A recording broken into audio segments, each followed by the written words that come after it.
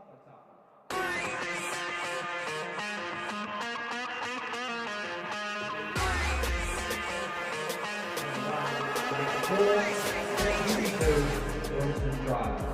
coaching staff for the Magpies is John Leslie, Jamie Joseph, Case Hughes, Johnny Smith and Jimmy Sinclair. Managers Lindsay Miller and Michael Riggett. Masseur John Parker. Trainer Brooke Johnson. And their physio is Owen Drake.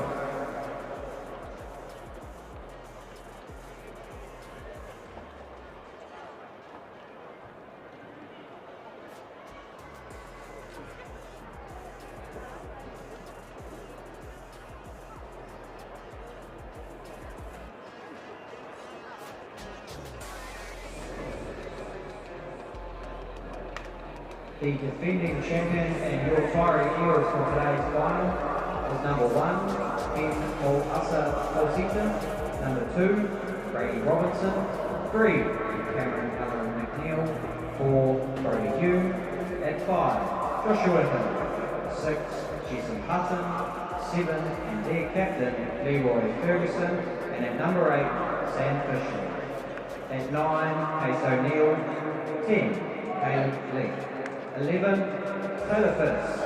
At 12, Braden Lang. 13, Mitchell Scott. 14, Mark Rooney. And at 15, Tane K. Runner. 16, Morgan Jones. 17, Tom Hill. 18, Case Shaw. 19, Tom Bolton. 20, Trey Russell. 21, Te Rupini. And at 22, Shannon Young. The Eels coaching staff, Jason McDonald and Kurt Hammer. Managers Mike Casey, Jason Estat and Samuel Grant. Physio Duncan Grant and net medic Wiley Dixon. Our match officials for today's fixture, congratulations to Logan Woody in his first Premier final, and his assistants for today, Brandon Hale and Rob Wells.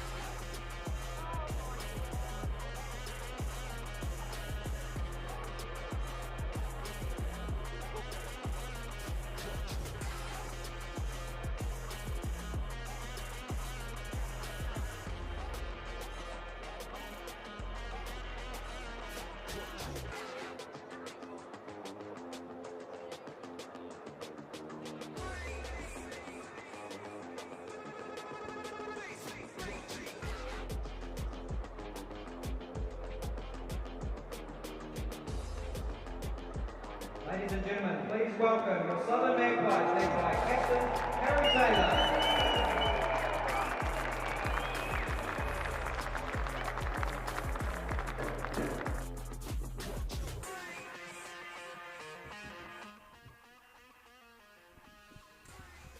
Welcome to Forsyth Barr Stadium. We're just about to witness the final of the Dunedin Club Rugby Champions. They're playing for the Spates Championship Shield.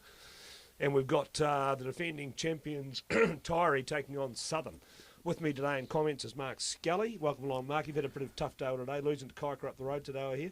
Yeah, we went down close, 27-22 or something. So it was a better performance from us. Good game, actually. But no, we had to bow to Crawford's superior tactical nous again. Well, he's a very smart man, Crawford, we know that. And just remember, today's coverage is brought to you by Garrador, who sponsor Rugby Chat at the ODT during the week, and they're all sponsoring this game here today, along with the beatnik himself, Mitchell's Tavern, Brian Morris, and Fred's Fencing, another good Outram, good West Taieri man. I might have played first five for West Taieri at one stage. It was Fred Doherty from Fred's Fencing. So the Taieri boys are just about to take the paddock. Southern are already out on the field. So, Mark, look, I've said in the paper this week, I think that Taieri should be, based on current form, should be too good for Southern. But you've watched Southern a bit over the last couple of weeks. What are your thoughts? Oh, look, I think Taieri are the team to beat. They're unbeaten. They appear to have very few weaknesses, a lot of really good players at club level. But I think that the key for Southern, when you come into a final, you've got to play to your strengths as well as be aware of the opposition. I think the trap for Southern is if they try and chase Taieri, I'm pretty sure they're going to come second. So, they've got to use their big ball runners. Often when you go into a situation like this, might pick on one thing. They might want to blitz the rucks and try and upset Taieri ball. But if you try and play too much rugby according to what you think the opposition's going to do, sometimes you lose focus on your own strengths. And that's what Southern have got to do. They've got to go out, use their big ball runners, keep the ball off Taieri for long periods of time and hope they last. Yeah, the interesting thing for them today, Mark, will be the loss of their midfield. They've lost both their midfielders. They lost Paul Tupai last week. Their centre, who's played for them for a long time, broke his leg last Saturday in that semi-final against Kaikorai. So that's where they might really, really struggle today. Well, I think they probably rolled the dice. They've got Mackenzie Hoare in the midfield. Now, he is a very good attacking player. Obviously, perhaps defence they'll have a question mark over, and I'm sure Taieri will target that. Game's underway. We've immediately got a knock on, which hasn't been picked up by the referee. Ball comes back out to the 22. That's a nice wee drive from the Southern pack. Slowly coming back to the wee Japanese halfback. They go wide. That's been charged down in the midfield, but it's coming back to Craig Ranger, who's picked it up and made a couple of yards, goes up towards the 10-metre line. Ball comes back on the Taieri side. Someone's gone already, Paul, in the midfield. Number 4 is down. Gone Looks down. bad. And that's Isaac Parada. Ball comes back on the Taieri side. Again, they break up towards the turn. It's Craig Ranger, the fullback. He's coming to the side, and there's nearly an intercept. And referee says there's a knock on. Taieri going forward, though. Ball comes back on the Taieri side. Mitchell Scotland there playing halfback. And that's a nice run from, I think that might be Josh Hill. Ball comes back on the Taieri side again. That man is still down on the midfield, and he's not getting up anytime soon. The big prop, Mosi Ati Fasita. Ball comes back again. That's a nice wee fend off from Caleb Leaf. But then he gets dragged to ground by number 11, which is Dylan Hook. Again, Taieri take it up over the halfway. Looking for a runner. They've got Brady Robertson there, the hooker. Outstanding performer for them this year. Ball comes back on the Taieri side. Looking for a hole. That's a nice offload. They get it out wide. Josh Hill's got it. Looking for an in pass. He's found that ball may have gone forward. Referee Whitty says that's a knock on, and we'll have a Southern scrum. That man still hasn't got up though, Mark. Yeah, so look, all the signs are there. Southern didn't execute their exit. Partially charged down kick, and really that could have been an opening try to Taieri. Southern will have to tidy that up. They can't afford to let the big Taieri pack get on a roll and get in their territory. And he hasn't moved. So look, that could be an early departure for them. Who would come into his place? Possibly Ned Penne or I think that Tafatafa, he might be a prop, so it might be Ned Penne or Riwe Pamari coming on to take his place. So Isaac Parada came on in the game against Dunedin actually, and then promptly got hurt. He didn't last very long. So I think his father played about 250 games for Pirates. I don't think he ever went off, the big prop from Pirates. He might be a happy man these days with Pirates no longer playing rugby in this town, Mark, apart from the wee fellas, the wee kids. So yeah, this could be a bit of a time. No, he's getting to his feet. I don't know if he's going to stay on though. He's looking a bit anxious, and he is. There's a wee bit of indecision. I think he's going to come off. Looks like he's coming away. So that's a big blow for them early in the game if he's coming off. And he is coming off, and he will be replaced by, hard to tell. Anyway, we'll wait and see with that. Anyway, the scrum is going to form. It's got after that knock on from the Taieri when they were hot on attack. It will be the wee halfback, Shibata Ryoto, who's a wee Japanese boy, came over on that pass of 6 or 7 Japanese players come over. He's been quite impressive for them the last couple of weeks, mate. Yeah, we saw him in the game against Dunedin. I thought he was very good. He grew in confidence. He cleared the ball well, which is all you want him to do. Very much in the that quick ball moving mode of a halfback. Interesting though, because they've got Wilson Driver back on the bench today. He was their starting halfback earlier on the year, but I did talk to JL during the week, the coach, and he did say that he's got Wilson Driver there to come on if he needs him. So they're going to reset the scrum. Only a couple of minutes gone, 2.5 minutes gone on this game. No score. Absolutely perfect conditions, Paul. I mean, stadium's been topical this week with Christchurch getting theirs built, but if you look at this facility, this is going to continue to be a great asset for the city, and I'm sure we'll continue to get great events. You couldn't want a better playing surface and better conditions. And they picked it up, and it's big Mika Murphy off the back of that scrum into the open side flanker. Ball comes back slowly on the southern side. Back to Ryoto. Jack Leslie kicking down towards. It's a nice wee kick too. That's just a couple of yards inside halfway. That's a nice kick from Jack Leslie. That was Jamie Crawford. Oh, sorry. Leslie offloaded to the fullback. Very good kick. So that Crawford name, that's an old Southern name. Is that Blair Crawford's son, Mark? Is it's Blair's son and grandson of Bob Crawford. Yep, plenty of good Southern blood there. It looks like it's Riwi Pamari that's come on for Southern, the number 19. So trying to throw this line out. Brady Robertson finds Hill. Out into the back line. Throwing it over halfway, ball comes back on the Taieri side. Looking for a runner. And I think that's Jesse Hutton that took that forward. Penalty. Referee says penalty. Sealing off. We're in from the side. From the side, I think, yep. So Southern do a relieving penalty on their own 10-metre line.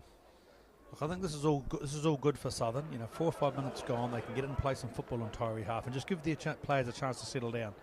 Taieri obviously with the finals experience, 3rd final in a row, potentially 3rd championship. They'll be more accustomed to it, and Southern just need to play some rugby down this end, start getting the ball in the hand and just start to ease those nerves of some of the younger players. Just remember this coverage brought to you today by Garador, Mitchell's Tavern and Fred's Fencing out at West Australia. So and it's the impressive hooker, Jake McEwen, to throw to this line. Very promising player out of Wakata. So I was hearing about McEwen. He's actually a King's boy, Paul. Did his schooling here and then went up to Queenstown and played some football. Okay, it's a nice wee kick out from Jack Lisbon. It's gone straight into the hands of Craig Ringer, who claims the mark. Look, I'd rather Southern keep the ball on hand there. It's their first time in the Taieri half. Could have come off, but I do think big pack, set a target in the midfield and get those big forwards rumbling on. Would have been my call. He hasn't found touch. On that. Ball comes back. Jackson in the hands of Jack Leslie, takes it over halfway. Ball comes back on the southern side. Ryoto in there looking for it. Gets it out to one of his strong ball runners. That could be Pamari that's taken that forward. It's been well held up though by the big prop Alan McNeil for Taieri, and it's a collapsed maul. So this will be a Taieri feed to the scrum on their own 10-metre line. Good example, Leo. We've been criticising teams for being offside all season. Taieri, they were well onside. You could see they were onside. They've defended well. They're the sort of things that make champion teams. They're not going to give away a cheap penalty like so many sides would. They kept the half metre, held the man up, and they forced a turnover. So the pack's to set, and it's the wee halfback. That's Case O'Neill, who's he's played most of the season now because Bob Martin, their starting halfback, of course, who was in line for Otago Honours, is still injured. So this guy, young Case O'Neill, has done a nice wee job for Taieri this year. He's played most of the season, and they're right on the middle of the field, as you can see. Fishley's going to bring that off the back. Throws a wobbly old pass out to Case O'Neill. It's Tane Ranger again, the fullback up in the line. Nice little pass. Here's the ever-present Jordan Dwight, Paul, who we've been impressed with the games we've seen. The big ginger flanker. He has plenty of work. It's a wee kick over the top. That's a nice wee kick from Caleb Leaf. And Crawford after that, that was well picked up from Mark Rooney. He threw it into a Southern player, and I think Taieri are going to throw to that line. That's really good thinking from Mark Rooney. It was a good kick to find space. Jamie Crawford was probably caught in two minds a wee bit, hoping the ball would go into touch, but a fortuitous bounce for Taieri. But again, a good kick is a good kick if it's well chased, and that's exactly what he did. Brady Robertson into the Otago team this year. That's a nice take too. They're going to the back set and they go wide, and it's Jesse Hutton that's running that ball up, the blindside flanker, into the hands of big number 10 Caleb Leaf. Officially favouring an elbow there, Paul, after he won that line and threw the ball down there. Standing in the midfield, they're giving him a flex. Mitchell Scott takes it up, and they go wide this time to, looks like that could be Brody Hume over on that far side. Again, it's Cameron Allen McNeil, the impressive tight head prop for Taieri. He played really well for them this year. And again, they get the charge on. They go up towards that. They're not far away from the line here. Comes back on the Taieri side, looking for some runners. Case O'Neill takes it forward. The half back. Ball comes back on the Taieri side. Again, they pick and drive. Go a couple of yards. Go to ground. And it's Brady Robertson, the hooker, who takes it forward. Well held up though by penalty Southern. advantage. Penalty, it could have been offside at that ruck. Ball comes back, looking for a runner. That's a nice big break. Ball's in field. They could score here. They're over. What's the referee say? Certainly over the line. Referee says held up. We'll come back for the penalty. Nice wee break there from Taieri. Looking very ominous in this early stage of the game. What are they going to do here? They're going to have a shot at goal. And I think that will be Braden Lang coming forward, to have that shot at goal. I think he's taking the kicks this week. And this will be Tairi's mode. They'll get down here. I think they won the final last year with 6 penalties, Paul. Yes, Cam Miller, who's not allowed to play today. But yeah, they kicked, you're right, they kicked, they didn't score a try last year, but they kicked 6 penalties. And drop goal points. Yeah, and the Green Island side scored a couple of tries, but their little goal kicker that day, Taieri, the fullback, he missed about 6 from 8. Yeah, certainly kicking goals is important in any rugby, particularly in finals. So it's Braden Lang out of Alexandra. Came out of Dunstan High School, I think, to have the shot at goal. That's played quite a bit of first 5 for these guys as well, till Cam Miller turned up. We're talking to one of Dunstan High School's favourite daughters last week in the Ale House, Paul, Julie Townsend. Oh yes, I did see Julie Townsend with Big Smoke and Joe Stanley. Alexandra product, yeah. And this should be meat and drink to Braden Lang. In fact, I've actually already written it down in my book. It's 3-1. Penalty to Lang. 9 minutes gone, first half, back to halfway. So what can Southern do? They really need to. They need to get some territory and position at the right end of the field here. Yeah, like I said, if they get down there and keep the ball in hand, get the big boys, get Mike Matafa, Sonny Mulapolo. We've seen them do it again. Mika Martha. They've got a lot of big, strong ball carriers, but they want to be playing some rugby down this end of the park. Picked up well done by the Taieri boys. They've done well to regroup and get their ball just outside the 22. Case O'Neill in there looking for it. And he'll look for Caleb Leaf. No, he's going to take the kick himself. Puts the wee kick over the top, down towards halfway. Now picked up by Crawford, the fullback. Taken. And again they charge. This is the stuff. This is a bullocking run. Ball goes to ground, in goes. Now they need to get some ball runners on this. They're going wide into the back line. Looking for the mercurial Mackenzie Hall playing at centre today. Normally plays fullback. Very flat this time though. Jack Leslie takes it forward. Taieri are over him, but it comes back. He's the big ginger. Yes, that's what he's good at. He's good at getting over that ball and getting it away quickly to his backs. Looking for a runner. This is the stuff Southern need, Paul. You get these big forwards into the game. Start punching in behind. There's the penalty. Sonny just comes from pressure in the opposition and half. They've stripped it. He'll come back for that penalty. Taieri were away. Referee Woody says they were offside, and that's right out in front. And that should be Jack Leslie. He's been solid from the kicking tee this year. He's the only player I think in club rugby market that's got over 100 points this season. Yeah. So he should be able to level this game up. But you're right, they got their big runners into the game. They got that was Sonny Mulapolo that charged it forward, and that's the strength of their game. And that last phase of play would certainly please coaches Leslie, Joseph, Muse, Smith and Sinclair. Well, which one of them? Which one of those 5? They have 5 coaches, but they would have all liked what they saw there. They used their big men, they got them behind, and they forced Taieri to chase them, and of course they infringed. So that's exactly what Southern need to do: play some territory, keep some possession. And look, no one likes tackling big men for, well, I don't like tackling at all, of course, but no one likes tackling big men for long periods of time. That's what Southern have to do. Tackling's overrated, let's be honest. And Jack Leslie, I think he's drained that, is he? He has. Yep, good kick, 3 Jack. all. Jack Leslie penalty, and they'll come back to halfway. 12 minutes gone first half, but that was good. I mean, that's the first time they've been in close to the 22, and they've come away with 3 points. That should hopefully spur them along a wee bit to stay in this game. And it's Caleb Leaf, who is normally the regular fullback for these guys, for Taieri, but this year he's had to slot into first 5 and done a pretty good job. He's got a booming punt on him as well. Comes down towards the 22.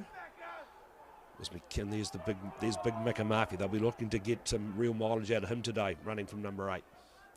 Jack Leslie kicks it down towards the... You see, to me, that's a smarter exit from Southern. Oh, they've carried it back. It's not a smart exit. They've carried it back and it's now out on the full.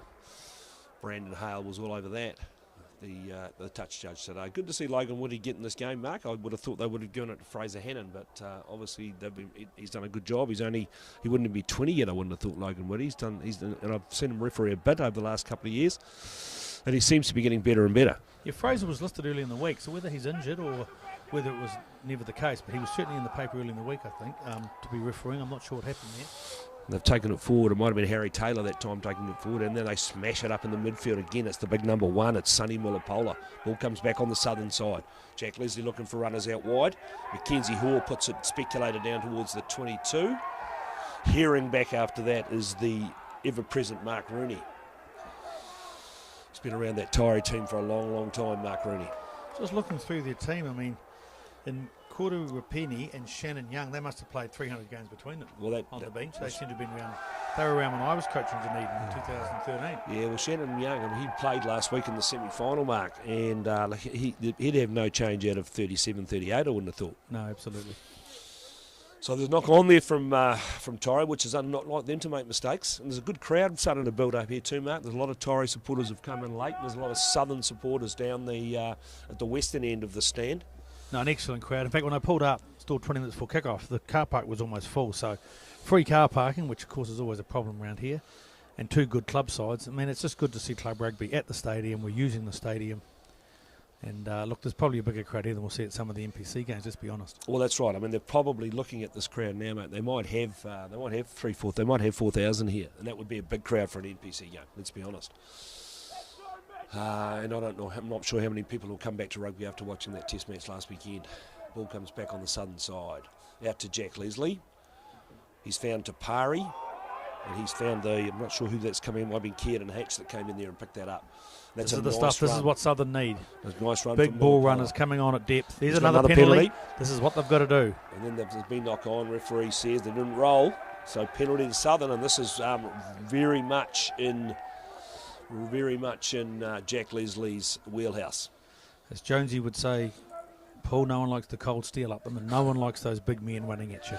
This is what Southern have to keep doing. If they can do it for 60 or 70 minutes, this could be anyone's game. Look, I did talk to quite a few of the guys that were up at that Kaikorai game last week, and they all said to me that Micah Murphy was absolutely outstanding in that game last week.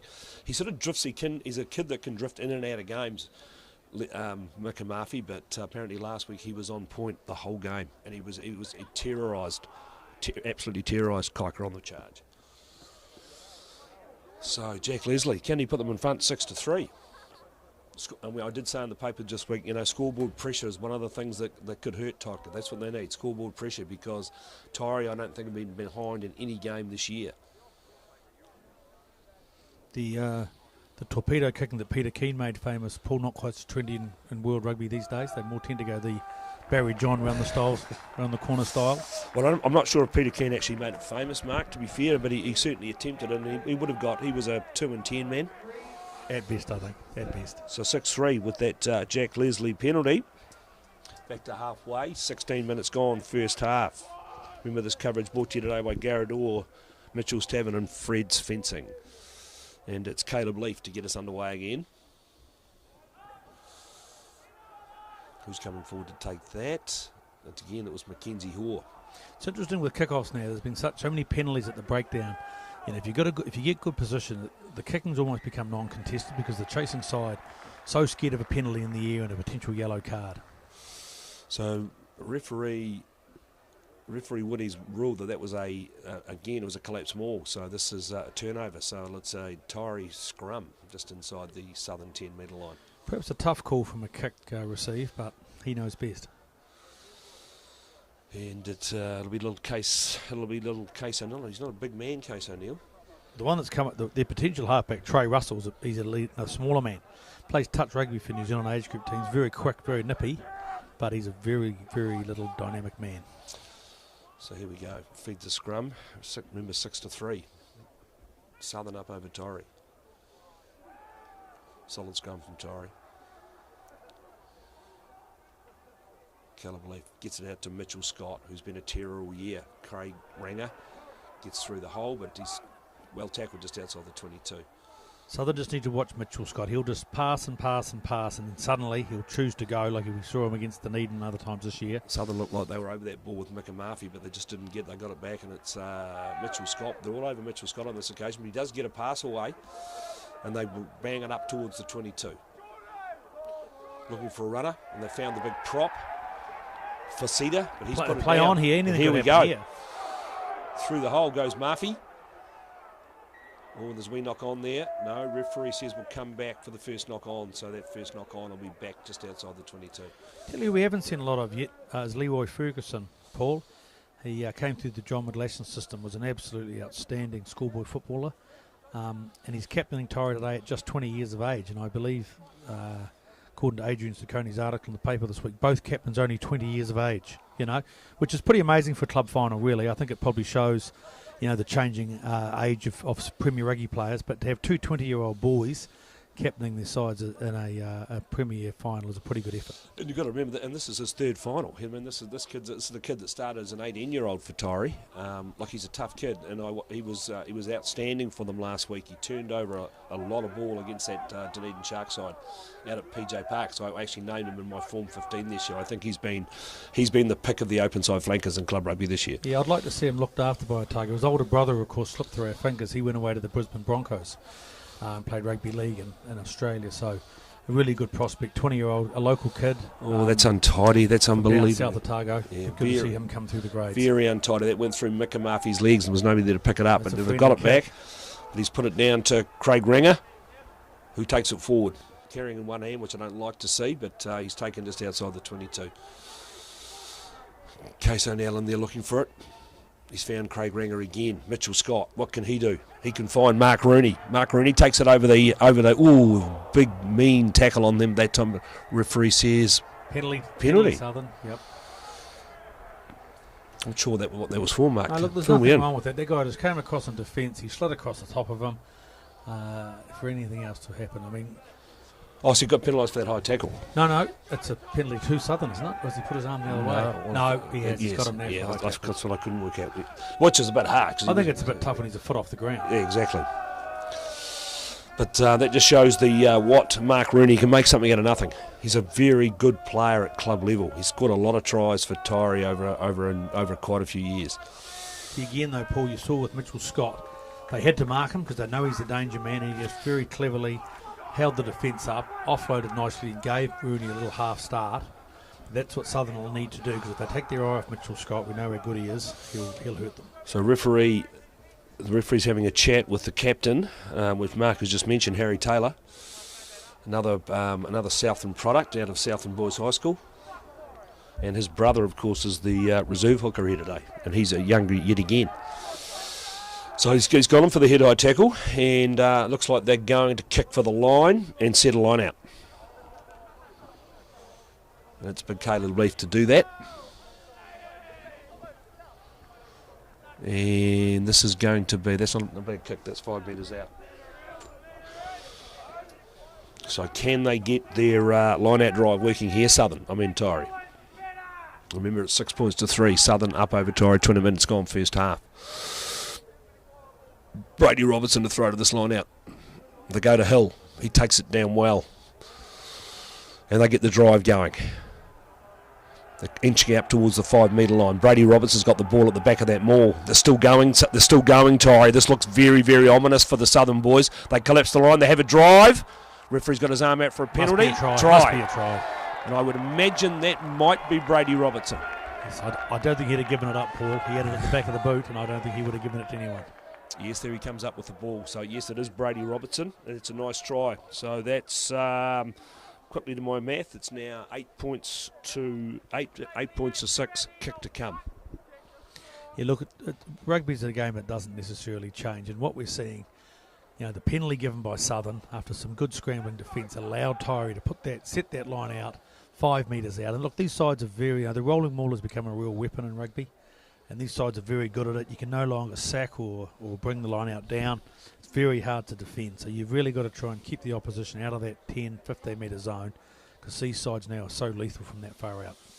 And it's the little second 5 in the form of Braden Lang to take the shot at goal. And it's reasonably handy as well. Remember, it's 8 points to 6. And that was it, yes, but that's just they're a brutally efficient side, and they have been all year, Taieri. Just talking about coaches, Paul, and the fact that Taieri are potentially going for a third banner. Jason McDonald, of course, coached Taieri to win the banner back in about 2012 as well. So he'd have to be getting up there in terms of 4 or 5 banners would be a pretty good record in town, wouldn't it? Oh, look, I mean, there's not many that would have done that. You could probably need to go back to some of those varsity or southern eras to get that many banners. Yeah, I know the guy McLaughlin from Green Island, he was 3 back in the 70s, and that was pretty special. Yeah, there's probably Russell Hawker or someone probably took a pretty good Otago side to a number of banners, and the big Justy Cullen leading from the front in those days, of course. Well, that's what he kept telling us. All off the post. And he's off the post, so it still remains 8 points to 6. But yeah, if you go back to the early 90s, I think they won 4 in a row varsity from 91 to 94. And then they won another 3 later on from about 98 to 2001. But the last side to go unbeaten for a season. Don't say it. Was in fact Southern, under Funeral Face, way back in the 80s.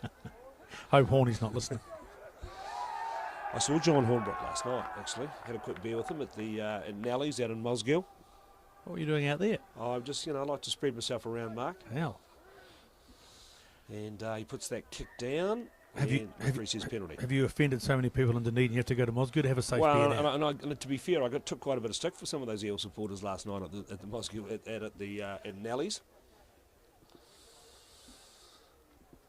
But I had a beer with one of your old friends, Kevin Gullivan, the longest-serving Dunedin rugby player. Is Gully back from his world tour? He's back from his world tour. Well, good to have Gully back. In fact, we were punting last night, and we had a successful night's punting. Oh, I'm surprised you're still punting after 4 weeks off in Abu Dhabi and Doha. I think it was more, in fact, he'd missed it. He'd had 4 weeks without a bet. So Taieri to throw to this line on the 10-metre line. It's Brady Robertson from that relieving penalty on the 22. Again, they find Big Josh Hill. Or in fact, that could have been Fishley that time. They're looking for numbers out wide. Oh, that's a shepherd. That is a shepherd. The referee's got him for it. He's got it. Yep. Yes, he sort of was own worst enemy. He threw the dummy and just kept on going, and he realised straight away that he'd got it wrong, and referee Woody was all over him. And there's a bit of discontent from the Taieri crowd, but I think that's just pure passion from them. That was a fairly clear call in my eyes. And they're going to take the shot at goal. So Jack Leslie's already got 2 from 2, 8 to 6. This could put them back in front. 24 minutes gone, first half. And Jack Leslie just going to continue on his winning way this year with his goal kicking. There's a kid that's come a long way. I talked to JL during the week, Mark, about what's it like to coach your son at this level, and JL said it's always quite tough because you don't know whether to be hard on him or you don't want to be soft on him, so you sort of tend to be going the other way.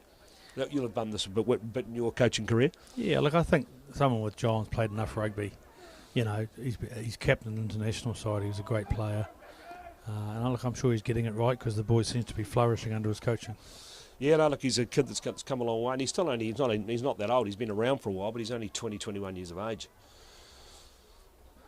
And does he nail this? I think he may have. That looks down the middle to me. Great kick.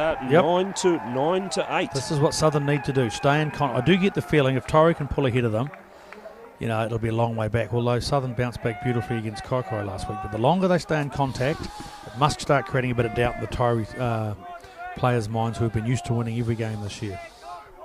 Righto, so it's our man Caleb Leaf to get us underway again.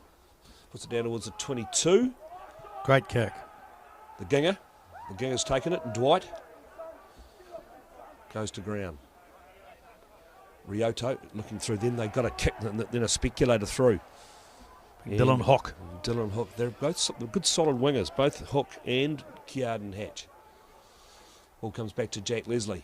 Goes back to the fullback. This is risky stuff. It's Mackenzie Hoare. Mackenzie Hoare is actually sort of playing fullback at that stage. And the experience now, Mackenzie Hall gets it away and clears outside the 22. Yeah, look, that's a good kick. He's a good footballer, and Southern will want to get him in some space because he's electric. If they can create a bit of space for him, but of course that all starts up front. And at the moment, it's been a pretty good battle up front. Two big packs though, because the Southern pack they're certainly not small men. They're a good solid pack, and they've got in that big front row with McEwen, Mullapola, and Mata Arthur. And it's Robertson to throw to this line out. I think that's one of the great decisions today, Paul, is how long did JL and Case leave those big boppers on? And I think we saw the second game against Dunedin. They came out and gave a really gutsy 15-20 minutes, and that was the game. I don't think John can afford to make too many changes too early because it'll be a long 30 or 40 minutes without those big boys to carry the ball for them. So it's James Tapari out of King's High School dragging it up over halfway. Ball with Rioto. Referee's got another penalty. Yeah, look, there's absolutely nothing the second five can do there, but under the current rules of rugby, it's a fair penalty. He tried to get out, but he did impede the halfback, and I think a penalty is justified. Logan Withy doing a good job. Yeah, so Dwight took it forward, but then they've Einerson caught behind the advantage line. Ball comes back on the Southern side. Jack Leslie's got it, throws it out to big Mike Mata-Arthur, who finds. Here's a chance. And Mackenzie Hoare. Mackenzie Hoare still going. No, that's Crawford. That's Crawford. Ball goes back up to the 22. Over to the 22. Ball comes back on the Southern side. Mike Mata-Arthur. I wonder if the advantage is over, because that would have been a handy penalty for Southern back here. Looking for a runner. Dragged down outside the 22. Back in the hands of Rioto. Jack Leslie goes wide. Tapari throws a big off pass to Mitchell Scott. Mitchell Scott makes the break. He's up over halfway. And Mackenzie Hall run him down. Yes, he hasn't got the pace he used to have, Mitchell Scott. Ball comes, he's very fast over 5 or 10 metres. That comes back on the Taieri side. Referee says penalty, offside. So that's either, in my opinion, poorly refereed or poorly played by Southern. They had a penalty here on the 15-metre, 10-metre line. They could have put it in the corner. Now they find themselves facing 3 points at the other end. Sometimes I think you just got to knock that ball on at the back of the ruck, take your penalty and put the ball down to the corner. Yep. So again, Mitchell Scott made the break from that speculative pass that was thrown by James Tapari, and he just couldn't get it over the head of Mitchell Scott. If you have a look at the Taieri defence, Paul, they're starting to run an umbrella defence. So Mitchell Scott's actually advancing up in front of the midfield and sort of in effect having an umbrella effect. So the idea there to turn the players back infield, it can be risky, and if that pass had cleared Mitchell Scott, who knows, it could have created some serious space, but that's basically a defence where they're coming from the outside in. And it is Braden Lang, right on the 10-metre line, as you can see. He's right out in front, though. And remembering that it's Southern still in front. Southern's really staying in this game well. Haven't still spent enough concerted time in that end zone of Taieri's. You'd have to say, though, I'm looking around to see if I can see a flag. I don't know that there'll be any significant breeze in here. It's a fairly nice, calm day anyway. Plus, with the roof, there's no reason that both sides couldn't play this style of rugby for 80 minutes. I'd say a large concern for Taieri there, Paul, is that the hooker being let off? Is that Robertson? He's a huge part of their game. Robertson's come off. That is a shock. And that kick has gone over. It is now 11-9 with that penalty to Lang. And yes, and Brady Robertson off the field. So that's a big change for them. And coming into hooker for them will be none other than Morgan Jones. I can tell you a bit about Morgan Jones. I coached him at school. He's an outstanding young player. He's actually the grandson of Tuppy Dyack, one of Otago's finest. Okay. But he's a very good player. He's been a perennial reserve, really. He's certainly done his time on the bench, but watch out for him. He's a very good player. So Morgan Jones on 16. Son of Mike Jones, the Green Island stalwart prop pool of the 80s and 90s. He won't be happy with his son playing at Taieri. There's no love lost between Taieri and Green Island. The referee says we'll come back for the scrum at halfway. The ball didn't go 10 metres.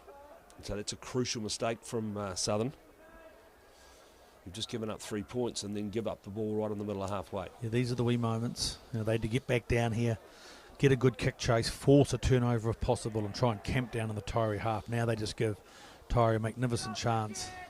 In fact, if you look at the setup there, Paul, I can't see why they can't just pass to the first 5 and knock the ball on here for a 50-22. It seems to be a lost skill to me, the ability to punt the ball in rugby.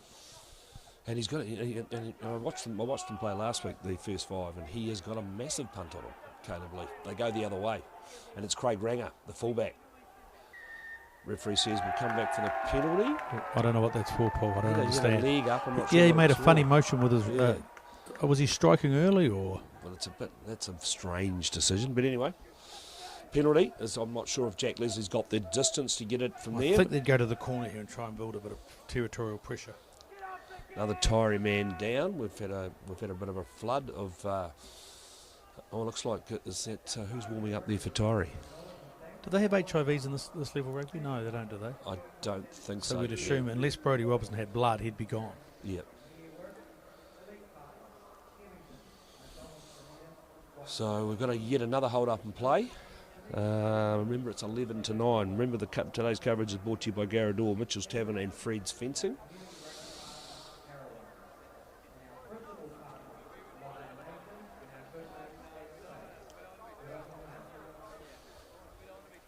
He doesn't look that good either, to be fair. No, he's gone too, I think. Who is that, Paul? I'm not sure who. I can't quite see who that is, but we'll soon work that out. I'm just trying to work out who's come on. The numbers are very hard to read on the Taieri. The white on the yellow is not that... It looks like it's McNeil, the prop. So that could be Hill that's come on. I think. So that's their Number 3's gone. Yes, that's 2 of their key players off the field. So Brady Robertson, Tom Hill will come on to replace him. These are the moments, Paul, where, Taieri lose 2/3 of what has been a dominant front row for the year, and they've got to dig deep. Like I said, I don't know a lot about Tom Hill, but I know Morgan Jones is a very good player. They won't lose a lot there.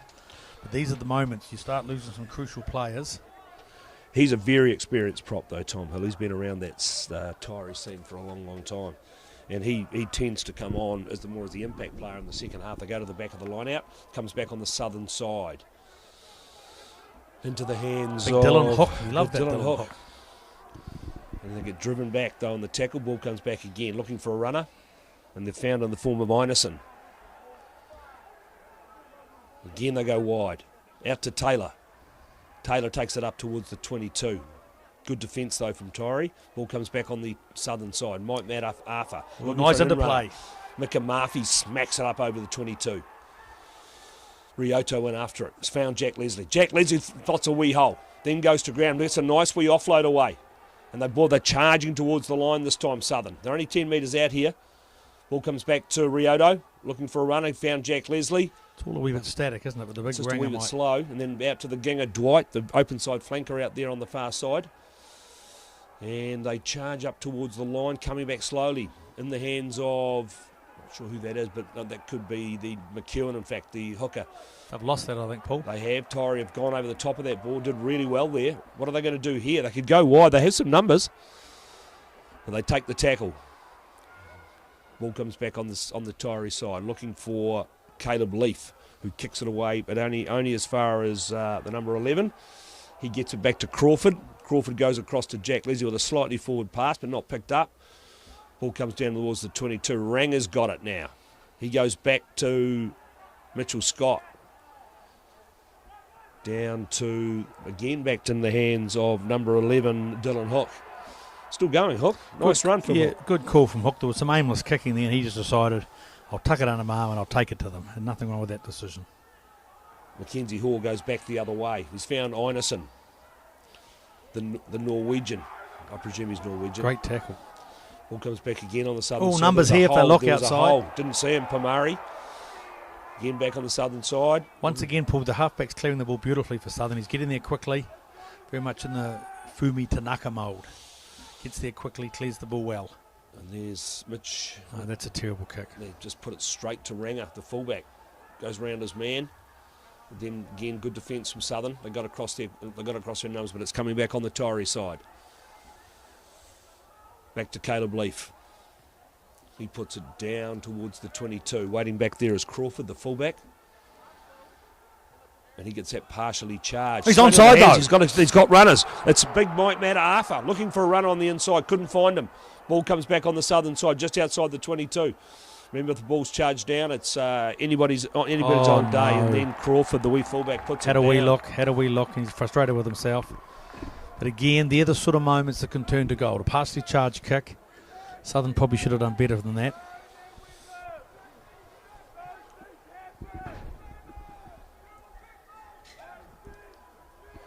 So this penalty is going to, this scrum is going to form just outside the 10 metres outside the 22. Remember, it's 11 points to 9. Taieri up over Southern. But yeah, that was a crucial mistake. They looked good there.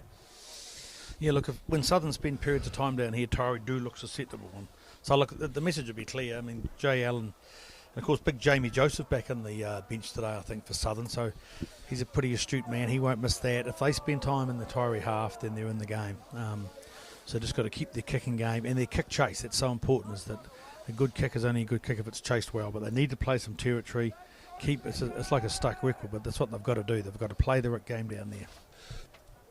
Very interesting that they've been two of their absolute go-to guys all year, and Cameron Allen McNeil and Brady Robertson. They have been outstanding for Taieri this year, and both of those guys off early. That could hurt them in the second half. Yeah, this would be a good test of their depth, and good sides that win banners have to have depth. So, look, I'm sure they feel they've got adequate cover in the boys they've brought on. But you're right, it must be unsettling for them. Got to say though, 4 minutes to go first half, Paul, and we've had 4 changes of lead. It's been a very good final thus far, really, because often finals can be disappointing. People are nervous, and but I think really both sides have settled into their work pretty well today. And it's again the wee halfback in Case O'Neill to feed this scrum right in the middle of the field. The sun, good to see the sun out again today after about a week of precipitation in Dunedin.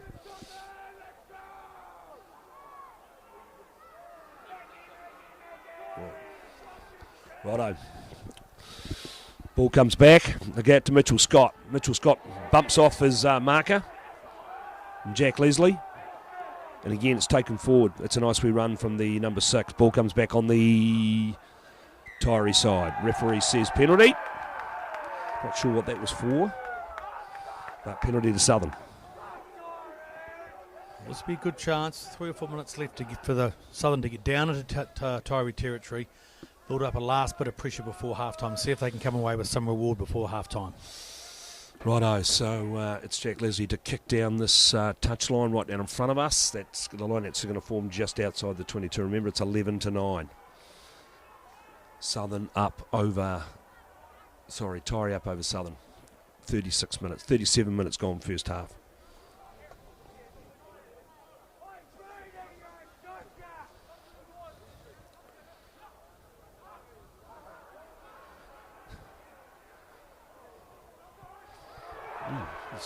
Anyway, so I'm just reading a couple of texts that have come in from Australia. Ball comes back on the southern side. It's Dwight, the open side. Gets that ball pumping. And it's big Mike Mataafa. Yeah, I've just had a text from Rory Ferguson, Australia, Paul, so I always thought 3 or 4 people listened to this. Good to know he's in Australia. Listen to his watching the commentary of his brother captaining Taieri today. Did you coach both these kids? Well, you certainly coach Rory. Oh, I coached both of them. You coached both of them? Yeah, in fact, the Midlothian team that had the good day and beat Otago boys, Rory was the captain and Leroy played as a 4th former on the side of the scrum and had a great game. Yeah. Ball comes back on the southern side. It's the big number 1, Sonny Mullapola, charging penalty towards the line. Advantage, Paul. Got the penalty huge out. moment here. If Southern get over before half time, it'd be huge for their confidence. They pick and go again. They're only a metre out here. Ball comes back slowly. In there looking for it. There it comes to the back there now. And again, it's charged up. It's got to be hard to stop from there. They're charging at the line. Referee's still got his arm out for the penalty. They go at the line again, but they're still a yard short. Now they're looking to go wide here. Quick hands, must make a try. No, well, just a bit slow getting out there wide, but it's Coward and Hutch dragging it towards the line. The pass was just a bit slow. It was a wee bit astray. Ball comes back again on the... But again, another penalty. This time they're still charging it forward. That's a nice wee run. That's a good run from the wee halfback. Ball comes back on the southern side. Dwight's looking for it. Found a runner. They charge at the line. They're only 5 metres out. What do they do here? Again, they're looking for it. They're going to go wide to Leslie. Look, Leslie finds a hole. Leslie, try! Fantastic try. They've just had numbers. They had numbers. They were patient, and then Jack Leslie found the hole, and he scores under the bar to put them in front. 14-11, kick to come. Well, this has been the pattern of the game. If they can get down in the southern, the Taieri territory and hold the ball. What I would like to say, Paul, is congratulations to both teams and the referee, Logan Withy. We've got through 40 minutes of rugby without a yellow card. Which has been a massive topic of conversation this week, especially at this ground last Saturday night. So Jack Leslie the try, and this is Jack Leslie to convert his own try to probably go in at half time. That should be up 16 points to 11. I'm actually giving him that. Puts it through, yep. 16-11, about 30 seconds to go on the clock. Southern would probably just want to secure this kick-off and head away for their oranges, and I'd say they'd be pretty happy with their first 40 minutes work. Well, they certainly will be, because here's me picking Taieri to win this game quite easily, but Taieri know that they know they're in a game now. They really are. It's 16 points to 11, and like Southern will go into the sheds feeling pretty happy with themselves. Who did Walrus Forks pick, Paul? Walrus Forks picked Taieri under 12 and under. To be fair to Walrus Forks, I did say to him that he could supply a photograph, and he didn't want to supply one, so I said, well, be it on your own head. The better of two evils. Yes. Oh, see, they failed. This is actually offside. He's knocked it on into his man. Yes, the referee's got it right now. This is exactly what Southern didn't need to do. Either give up 3 points or potentially give away that line out 5 metres out. They've taken the shot at goal, I think, have they? And the drama I also have with that, there was no need for him to jump for that ball. The ball would have just walked straight into his hands. Well, like I said, with this, with the contested ball in there and so many yellow cards happening at kick-off time, the attacking side are generally holding back. You can normally hold your ground and take the ball. So you're right, the jump was maybe unnecessary then.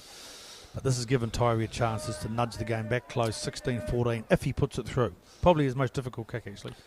And he's already hit the post with one of his kicks. So this is Braden Lang, out of Dunstan High, as we talked about before, to have this shot at goal. There's a couple of Southern supporters yelling out boring. That's probably Stums and Bowser would be my guesses. 7 or 8 Steinlagers deep on picking. Yep. And so Braden Lang to get it back to a 2-point diff going into half-time. Important kick this. Of course, there's no such thing as an easy kick in a final. This would be a good momentum for Taieri to sustain contact. This should be well within his capability, Braden Lang. And he's taken his time. Even a couple of the Seagulls have gone to sleep here in front of us. And this is, we should have to tell you pretty much straight away. He's nailed that right down the middle. Yep, great kick, great kick. 16-14, 16-14. And we're going to the break, and we are going to the break with that penalty to Lang. So in the first half, we have had one penalty to Lang early on, then 2 Jack Leslie penalties to make it 6-3. Brady Robertson then scored a try from the line-out drive. Another penalty to Leslie to make it 9-8. And then a penalty to Lang and make the score 11-9. Then we had that Jack Leslie try, which converted by Leslie, and then we've just seen that penalty to Lang right on half-time. So we'll be back with you in the second half. Remember the half-time score, Southern 16, Taieri 14, against all predictions in the first half.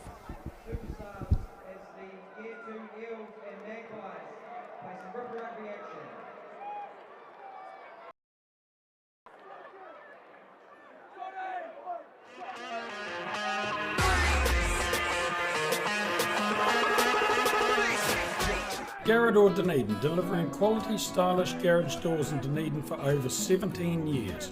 New doors, replacement doors and maintenance are all part of Garrador's quality service. Garrador Dunedin offers a full range of modern quality doors to suit any home. Come visit the team.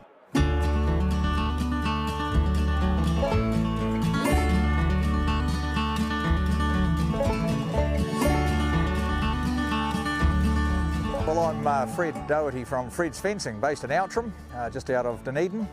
And this is just an example of the type of product I do. I sell cattle yards as well, but this is just an example of a use that you can use for my standard panels. Horse round pens. I've had a lot of these sold all over the South Island and some into the North Island. And as you can see by the setup video how simple it is to set them up. They're very, very versatile. They're lightweight but strong, certainly strong enough for horses, like a breaking in pen like what you see here.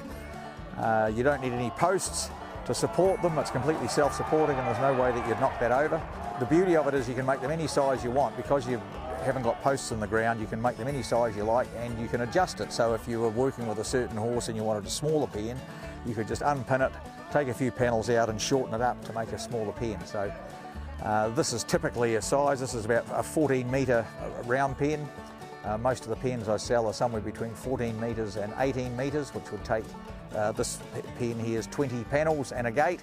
An 18 metre pen is 26 panels and a gate, but you can, the choice is yours. I have made them bigger, I have made them smaller. And the beauty of this is that you can pack this up in the winter when you're not using it, say, or you pack it up, you can mow the paddock, you can shift it to another part of your property, you can shift it to another property, you can use it for pens, you know, in the winter time in a shed or something. And as you can see, we've just got a one swing gate on this pen. You could have one on the other side if you wanted to as well. As I said, the choice is yours.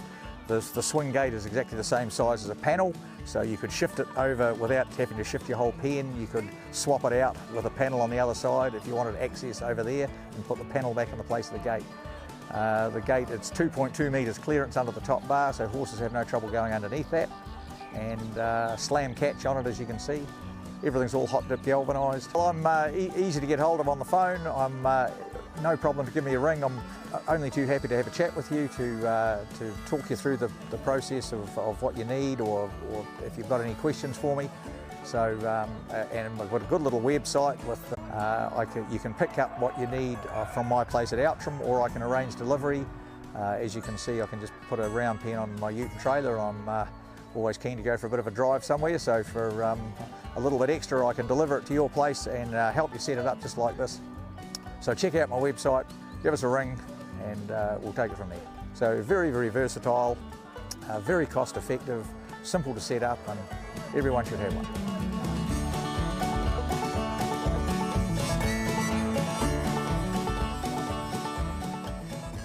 Fred's Fencing got started back in the day when we had to import some steel cattle yards for our local rodeo club, and I saw an opportunity there, and everyone thought they were really good value and well made. Basically, once you get started, you can make them into any configuration you like. They're very, very, very cost effective. Freight is no issue. We can deliver them right to your farm, right to your site. That, in a nutshell, is what Fred's Fencing is. Feel free to ring me at any time, and I'm just only too happy to have a chat with you. Garrador Dunedin, delivering quality, stylish garage doors in Dunedin for over 17 years. New doors, replacement doors and maintenance are all part of Garrador's quality service. Garrador Dunedin offers a full range of modern quality doors to suit any home. Come visit the team. Fred's Fencing got started back in the day when we had to import some steel cattle yards for our local rodeo club, and I saw an opportunity there, and everyone thought they were really good value and well made. Basically, once you get started, you can make them.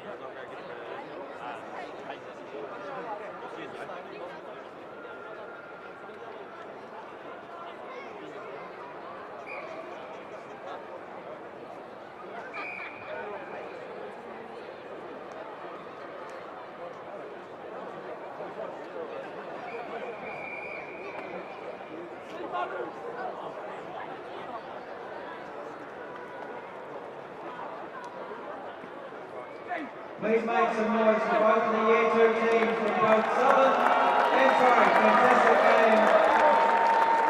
Great spectacle.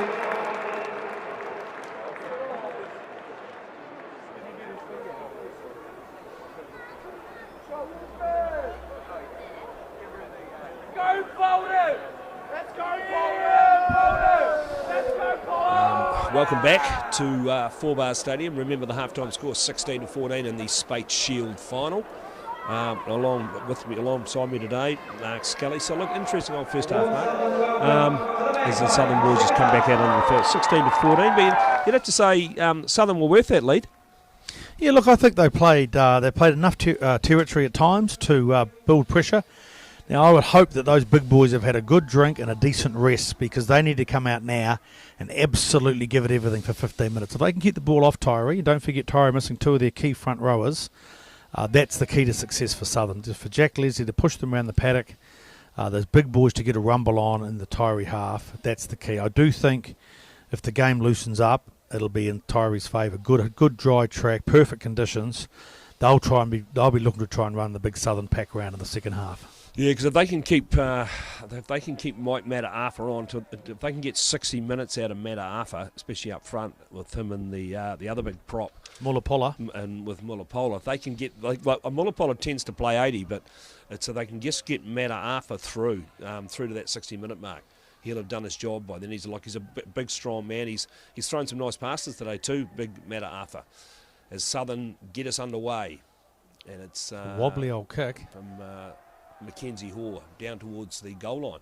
Craig Ranger back there for Taieri, and he clears. That's a nice clear. That's a nice touch from Craig Ranger. It's a good kick from a tight angle. So it'll be Southern to throw this line out, and it'll be. I haven't seen a lot of Jake McEwen today.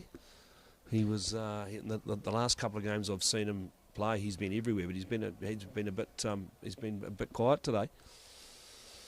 They go to the line out. Who are they going to go to? They've gone to Einerson. He takes it down well. Ball comes back on the Southern side. Looking for runners, and they've found big Mullapola as we speak. Goes to ground just outside the 10-metre line.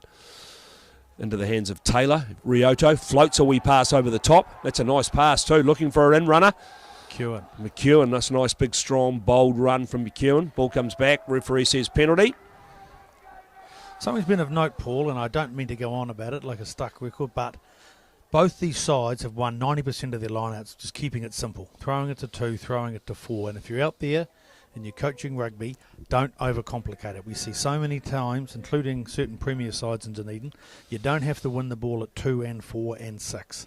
And these sides have both been a good example. They're stuck with what's working, and it's a lesson to all young coaches and players out there how to run a good, sensible game plan. Well, that's right, because they have this thing where they can go to the back of the line out, they can get the sweepers coming round, but the first thing you got to do is actually win the ball. In fact, the only time that I think Taieri went long in the first half, they overthrew it. It was picked up by the flanker at the back. Yeah, and look, that's a luxury if you are securing the ball well, and you can look to that. But in a final, meat and drink for us. I remember coaching one day with Shane Flanagan, and we dared to throw the ball to 6 at one stage. He went on at half time, and he told the hooker, "You throw it to 2, you throw it to 2, you throw it to 2, and when his hands are bleeding, someone else can have a turn." Very much a simple. We had a very simple philosophy on rugby, Shane Flanagan, especially when it came to forward play. There was forward play. Righto, so what are we doing? We've got an injury, but it looks like it's Mark Rooney that's down. He's got a sore shoulder. He's just done a couple of press-ups, so he can't be too bad. Yeah, what was the penalty high tackle, Paul? I'm not sure. I thought, no, perhaps it's not a penalty at all. They look like they're forming a line out, are they? I thought he had a hand out for a penalty. Yeah, so did I, but obviously not. He might have been just thinking the guy was injured. I'm not sure, but it looks like they're going to have a scrum. Unless Southern have taken the scrum from the penalty. We should have been watching a bit closer. Righto, so here we go. Remember, 16-14. This coverage brought to you today by Garrador, Mitchell's Tavern and Fred's Fencing. And they're still mucking around here with Mark Rooney. I was very disappointed in Brian Morris last week, Paul. He went to the Spates box for the test. He had sensible shoes on, and it's just a Spates Hawaiian shirt. Very, very low key for him. He normally comes dressed in full regalia. Looks like he's gone from the field, Mark Rooney. That's Shannon Young coming on. So the mighty Shannon Young takes the field. They're having a real run of injuries today. These hardly had an injury all year. And now they've got Mark Rooney off, and he's been replaced by the evergreen Shannon Young. Right, the scrum is finally going to set. It's going to be a Southern ball to the scrum. And it's the wee halfback himself, Riodo, to feed. It's good scrum, good scrum. It's gone down. McAmarthy's picked it up, given it to Riodo. He's looking for a runner. They've brought in the winger. Dylan Hook. Dylan Hook, ball comes good back. Ball right in front of the sticks. Again, they're looking for runners. Riwi Pamari. Yeah, that's Pamari. That's a nice run from Pamari. Then he's been dragged down by big Josh Hill. Referee said they didn't release, but that's a bit odd. That's a ridiculous call. I mean, he was had, on the air. He had to get one knee to the ground for them to have to release him, and they didn't. No, he gave him no time. But Jack Leslie is going to have another shot at goal, and this is very, very handy. 16-14. This will put them back out to 5 points, which they conceded late in the first half with that late penalty to Braden Lang. But this should be quite an easy kick for Jack Leslie, as he keeps adding to his tally of points this season. The leading point scorer in Premier Rugby in town by quite some considerable. I think he's about 30 or 40 points better than the next best kicker in town. He scored the whole 16, hasn't he, Paul? He scored his converted try, and he's kicked the penalties, hasn't he? Yes, he has. I think he's got the lot. He's got all the points. You did right. And here he comes, and this should be easy, and he has nailed that for a 19-14 lead to Jack Leslie. All 19 points. Having a field day. His father, JL, will be a proud man up in the stands with the other 75 coaches that Southern brought along here today. They're lucky they've got enough seats for them all. Well, I did mention last week that he gets a lot of his good breeding from his Commonwealth Games gymnastic mother. And she gave me a lovely hug. Was very happy with the comment at the Dunedin Rugby Club. So I'll repeat it for that reason. So there's a knock on there against Taieri. Picked up by McEwen. Right, that actually might be Pamari. Ball comes back. We've just been told the most points scored in an individual club final was Hayden Parker, with who scored 24 in 2014. So there you go. So Leslie well on track to possibly equal a record. Hayden Parker instrumental in the Kurau win last week, Paul. Yes, back in town playing for the Kurau Kid, as he's affectionately known up there. They've got some good players playing up there. Matt Faddis also playing for Kurau. Hayden Todd. Yeah, I was talking to a Kurau stalwart this morning, actually, and he said that the big boys came to play, that Faddis used his pace to set up 2 excellent tries. And when you get players of that calibre in a country competition, it's very hard to repel. Well, and I think if Jack Leslie scored 19 points, I think Hayden Parker might have scored 28 in that game. In the Kurau game? In the Kurau game. Yeah, 26 I think 26, he got out of 36. That wasn't straight. The referee says penalty. And look, this is just starting to turn with those couple of front row boys on. Southern have just got to keep their game plan together. They've got to keep those big boppers going.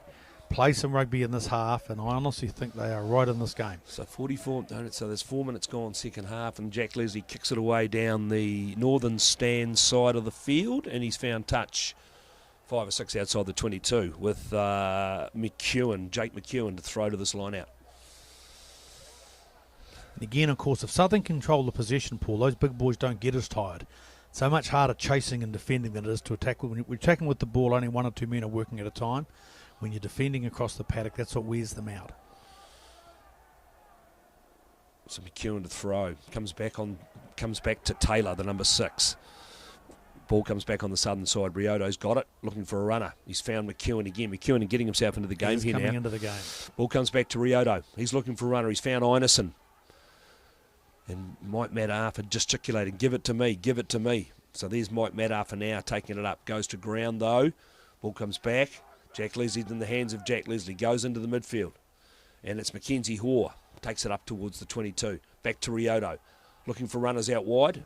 And again, they found Dylan Hook, but he may have been forced into touch. No, he's done well. Back, well there. Stayed in field.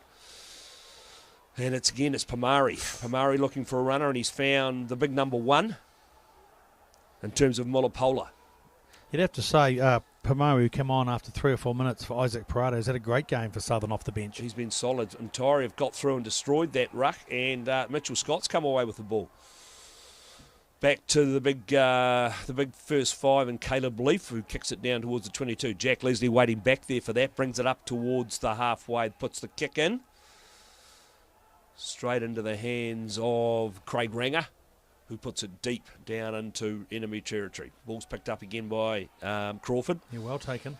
And that could be Mackenzie Hoare kicking away. That's a nice kick from Mackenzie Not a Hoare. bad kick either, just to put it back in the Taieri territory. Southern are basically saying to Taieri, you want to break out, you're going to have to break out from 60 or 70 metres. It's good tactics.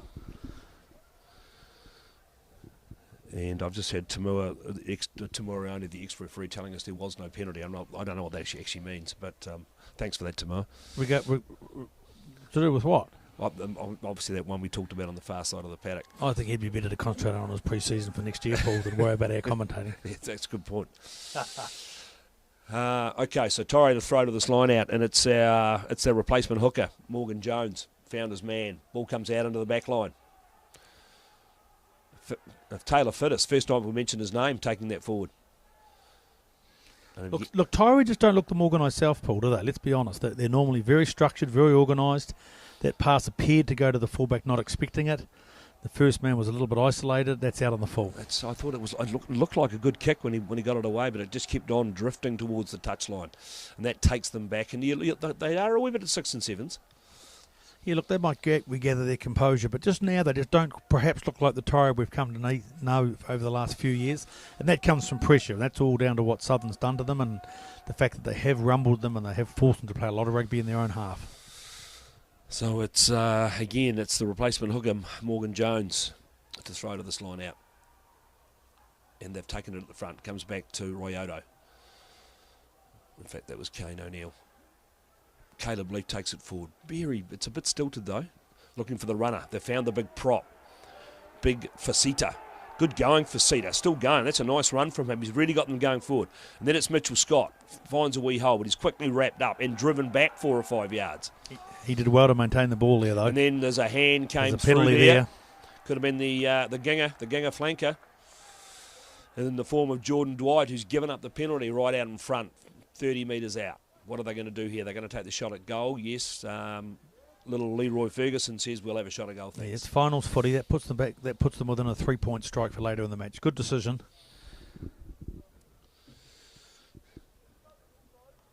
In fact, the goal kicking's been a pretty high. We've seen one off the post. Is that the only miss? That's the only miss we've seen. It's been a good standard for a final. Very good kicking. Yes, well, only themselves to blame last year with that Green Island side who scored all the tries in that final, but they couldn't buy a kick at goal, and that ended up costing them that game against Tries of 21 points to Cam Miller. And I'm still disappointed we're not seeing Cam Miller playing out here today. Apparently his workload has been far too high mark. He's played at least 4 games of rugby this year. So from here on in, though, if something happened to Josh Ione, we're allowed to play Cam Miller in the NPC, or does he fall under some crazy underage limited hours? Well, I don't think so. I mean, he would be he would step up and be their starting first 5. And there's nobody else, so he's it. And potentially an injury, they could always slip Josh Ione into the midfield, couldn't they? That's Second right, 5, yeah. And a talented young kid like Cam Miller could come on and kick the goals. I'd like to see them I'd like to see him getting a lot more opportunity as Braden Lang comes in. I think he's drained that. That's down the middle. 19-17 with that penalty to Braden Lang, the Taieri second 5. Yeah, it'll be interesting with Otago. I think Tom's had a few years under his belt now, but he looks to have assembled a very good squad with a lot of super experience. So really, I think this is the year that the excuses stop, and we really should see a good year from Otago. Well, I'd like to see them. I'd like to have seen them play a bit more rugby. A lot of those kids haven't played rugby for the best part of 2 months. Well, if you pull them out of club rugby early and you haven't got quality pre-season games, and let's face it, most of us would argue that you're better off to be playing a club semi-final or final than having a romp against someone and winning by 100 points in pre-season. But I guess the balance for Tom, we all talk about Super Rugby experience, but you've got to use the good young kids. He's got Cam Miller. I was probably personally disappointed we didn't see Leroy Ferguson make that Otago squad. Well, doesn't mean the door's closed, some injuries and he could be there, but you know, they're the sort of kids, he's a 20-year-old local, they can bring through the grades. I do hope that we've got one eye to the future as well as securing the best players we can at the time. Yeah, well, I've been a bit outspoken about the players they're bringing in. They've only bought a couple of players, and to be fair to Tom, he's no different to any other coach that's coached at Target. They tend to bring players in, but they bought in a 35-year-old ball-carrying number 8 because they're worried about that, and they've bought in a halfback. But the worrying for me, there's some great halfbacks playing club rugby these days in Dunedin. I mean, the wee boy that's actually in the Otago squad is the third-string hooker, McClay. He's a very good player. Out of Waitaki boys. Again, good to use local. And it's... he made a mess no. of that. Oh, He's no. knocked it on. That was very, very untidy from Kiard and Hutch. It was he just took too much time. He did get a bad bounce, but he just showed no urgency. There was a knock on before that ball went out, which they haven't picked up. But anyway, that just means that it's going to be a Taieri line out. 19-17. Southern up over Taieri, with Morgan Jones to throw. He's been good, Jones, at the line. He's found his target, I think, every time. They don't need to go long, though. There was a long one just a second ago. Let's have a look where they go. Shorter they go to the money ball. Southern have got up and taken that off them. Lovely pass. Beautiful pass from Moriarty. And it's Big Micah Murphy. Oh, goodness me. He just went absolutely flying. Still down. No, the refs had to blow that up for danger. Yes. He absolutely... and he's not happy, Murphy. He wanted to play on. I can see why. That was... Now, this is a great example, Paul. I don't know what happened here, but let's say it was a head clash. The man with the ball has all the rights, which I don't think's right. I thought Angus Tuivau last week, that was just two guys accidentally hitting heads. One of them happened to have the ball, so the other one got in trouble. Not only did he get a red card, they put 3 more weeks on it, which I just thought was nonsense. Well, the amazing thing for me at that game, and I watched it 2 or 3 times since, and he didn't even see him. He turned around, and the other guy stepped and went straight into each other. They both went down. They were both concussed.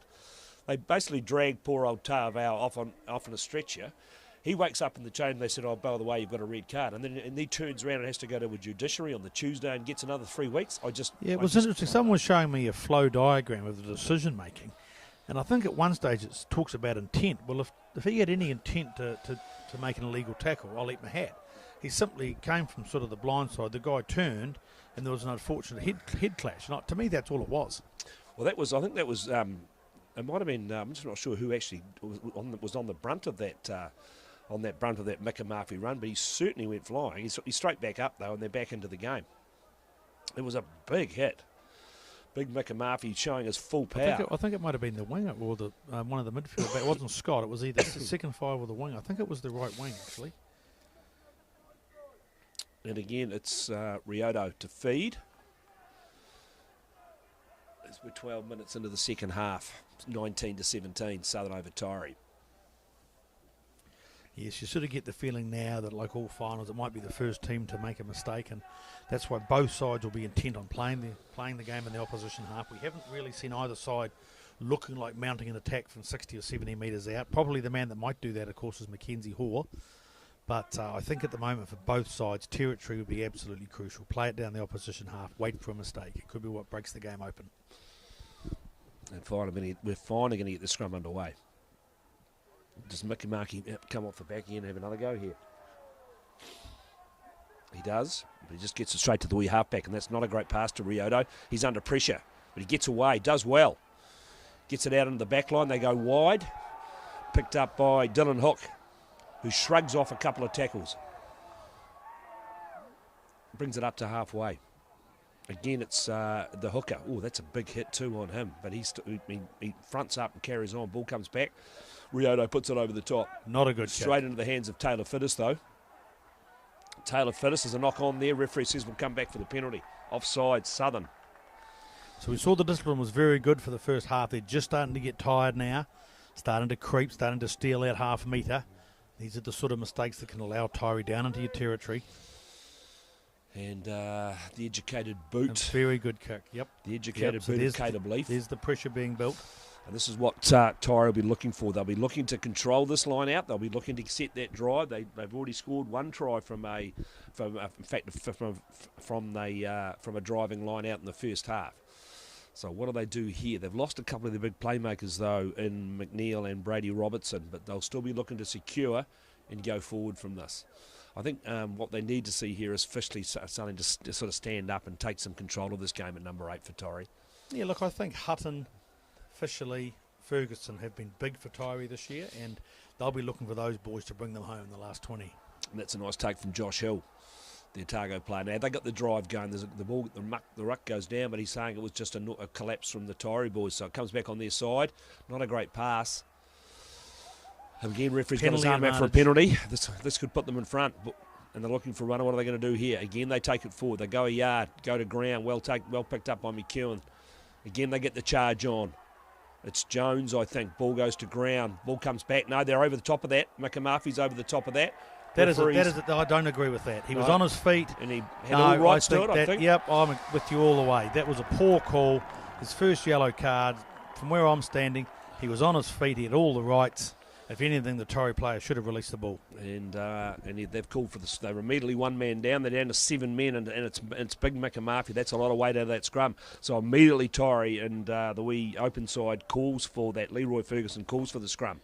8 against 7. Which I'm not sure about, Paul. I mean, yes, they've got a good show with a player missing, but a penalty puts them in front in finals rugby. Don't know about the call. If they score in the next minute, it'll be a great call. Okay, so we'll wait and see what happens here.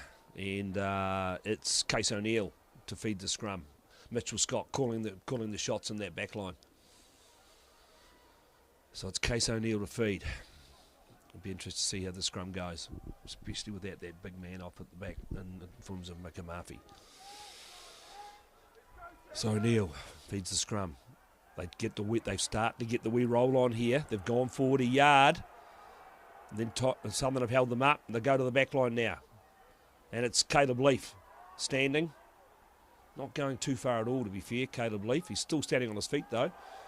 And he's there we have it, knocked Paul. it on. If I was Jason McDonald, I'd rather be up 2019. In fact, they're playing under advantage here. They really should have a crack here. And they're up. They get it wide to Taylor. He's dragged down by the head. Referee says to head high. So they've sucked a lot of that pressure up there. But I can't say it again. Finals footy, penalty in front of the sticks. I'd be kicking that penalty to go up 2019. And yeah, to be fair, he didn't do a lot. Caleb Leaf got that ball and looked a bit aimless and basically just stood on the tackle, and then he got it ripped. They ripped it clean off him. Well, surely 8 on 7, their plan would have been to push over or get a lot closer. Yep. So full marks for the Southern scrum. A 7-man Southern scrum did very well there. And Taieri would be disappointed with their reward from that decision. Nice banana kick from young Jack Leslie. He finds touch on the 10-metre line right down in front of us. 19-17. 17 minutes gone, second half. Remember, this coverage brought to you by Garrador, Mitchell's Tavern and Fred's Fencing. And it'll Southern to throw to this line out in form of McEwen. Taylor calls the shots from the back of that line out. They're going to go again. Taieri have got up and beaten it, but then they've picked it up, and it's been picked up and charging forward. Good one from Fishley. Ball comes back on the Taieri side. Josh Hill, the big prop, Tom Hill, in fact, takes it forward. In go the Taieri forwards. Back to the halfback, and it's big Forsyth coming and getting into this game. No, what is says, Logan, I'm not with his sure what's that for. Look, he's losing shape of this game. That was not a lift tackle.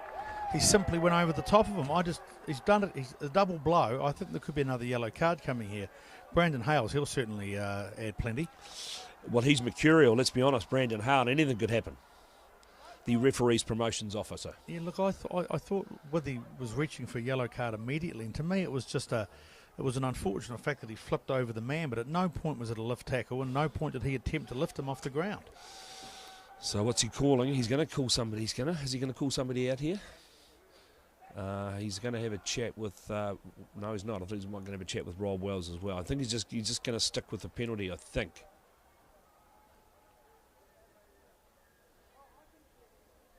He's certainly having a long discussion with Taylor. And so the Taieri boys huddled round. They're down by 2. They must take the shot at goal here, you would think. And it doesn't. Well, I've got to say, well refereed, Logan. He definitely a penalty, but there's no way it was anything more than that. When the double blow came, I thought he was reaching for his pocket. That would have been an overreaction, but I think they've got it right. Brandon's come in and said his piece, and I think between them they've got that 100% right. Righto. So again, I don't know why they wouldn't take the shot at goal there either, but they've now put it down into the 22. 3 or 4 metres out from the 5 metre line, and it'll be Taieri to throw to this line. A couple of wobbles we've seen in the last couple of line-outs from the Southern boys. They need to get that. They need to sort that line-out. It looks like they've had to. Have they sent off changes coming, Paul? There's two more. There's 2 men coming on. Pamari's coming off by the look of it, number 19. Well, I suggest one would be Ned Penne, I suspect. Yeah, so that looks like Ned Penne with the big hair at the front there, and that could be the other boy. I think will be Tougher. Ned Penne, certainly his father's son, Paul. Yes, he is. The big, strong shoulders and head. Not quite as big as his old man. No, he's world class. So it's Southern to throw. Sorry, Taieri to throw to this line out. And they go to the elder statesman now, Brody Hume. So, brother of the Wahine winning first 5 for Dunedin. From the Sharks. Yep. Referee says not straight. Brother of Cherie Hume from Athol or Garston, their family farm. The Garston family He's been farm. a good servant of Taieri for a long time. Oh, just a good, hard-working battler. So we've now decided that we've got Penne on the field, and I think we've got Toffler. So Penne's into lock.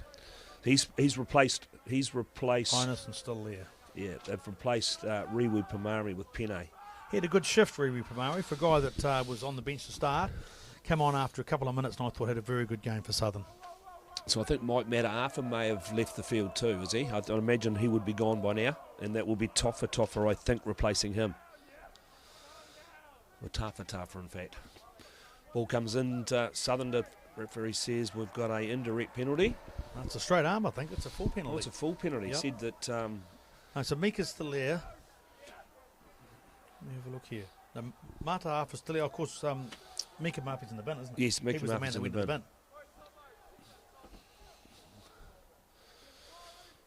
bin. Righto, here we go. Jack Leslie. Puts it down Good towards... solid kick. Southern got to work their way out of their territory. Sonny Mulapola's gone, Paul. Sonny Mulapola's gone. He's been replaced by Tafa and Ned Penne on. There we go. We had that dead right. Righto, here we go. Line out time. 20 minutes gone now. Second half. Southern still up. 19-17. Are we sensing the massive boil over? They get it high. That's nice work from the Taieri pack. I saw 2 great Southern men coming in before, Paul, as I walked to the ground. Stu Forster and Andre Bell making their way into the final. Kalahari Bushmen. Yep. Ball coming back on the Southern side.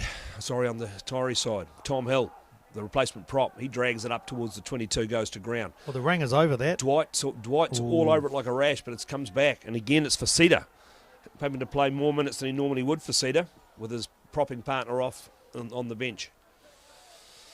So here's Craig Ranger again. He's looked a wee bit out of sorts today. That's a very flat pass. Well, the Southern are over that, but it comes back on the Taieri side. Mitchell Scott now. Hasn't done much, Scott Paul, has he? We thought we spied him as a potential danger man. It's probably the class back on the field, but Southern have contained him pretty well. Again, Southern looking to destroy that, but it still comes back. Leaf goes wide. Mitchell Scott goes wider. They get it out to Shannon Young, but he gets taken to ground. That was great defence. It's a knock on. He's done it. He's got it. Really good defence from that Southern, and they're fired up. Have a look at them. They're all patting each other on the back there. That's some good work from that Southern defence. Good work from number 14. With the low collar and the gesticulating, very like Simon Manuel in the early days. Remember Simon played on the wing? Simon Manuel for Pirates and Southern. Used to tuck his collar in rugby league style. Kearn and Hatch, some good work there. So it's going to be Southern to feed this scrum. Time ticking away, Paul. Inside the last 20 now. This is the time. Southern have got to dig deep. Taieri, we know the quality side. They always play 80 minutes. And really anybody's game. But I think it'll come down to whether the Southern can hang it in, hang tough. Whether Taieri can, they'll certainly be trying to start to move that 7-man pack around and some big boys amongst them. So here we go. Southern to feed the scrum. We'll to see how their 7-man scrum, especially with a new prop on there. And it's the wee halfback to feed the scrum. Rioto. He's got it in. That's not a bad scrum from Southern. They've held that well. Jack Leslie's got it. What's he going to do? He's looking for a runner. They've knocked it on, though. And Taieri have picked it up. Leroy Ferguson. Ball comes back. Mitchell Scott puts an awful little speculator up. And Taylor Fittis knocked it on. We're coming back for the original knock on, which is against Southern. 19-17. 17 minutes to go. Can Southern hold on and cause one of the major boil-overs in the history of club rugby, especially in the last 10 years? Mike Matt Arthur now leaves the field. He's done plenty today. He's been very good. And he must be being replaced by... Is that Jay Toffiano. I thought he was the hooker replacement. Anyway, he's coming into... He's coming as tight head. He's coming as tight head. He looks like he'd handle himself a tight head. Yep. He's built to be a tight head. He's a solid lad.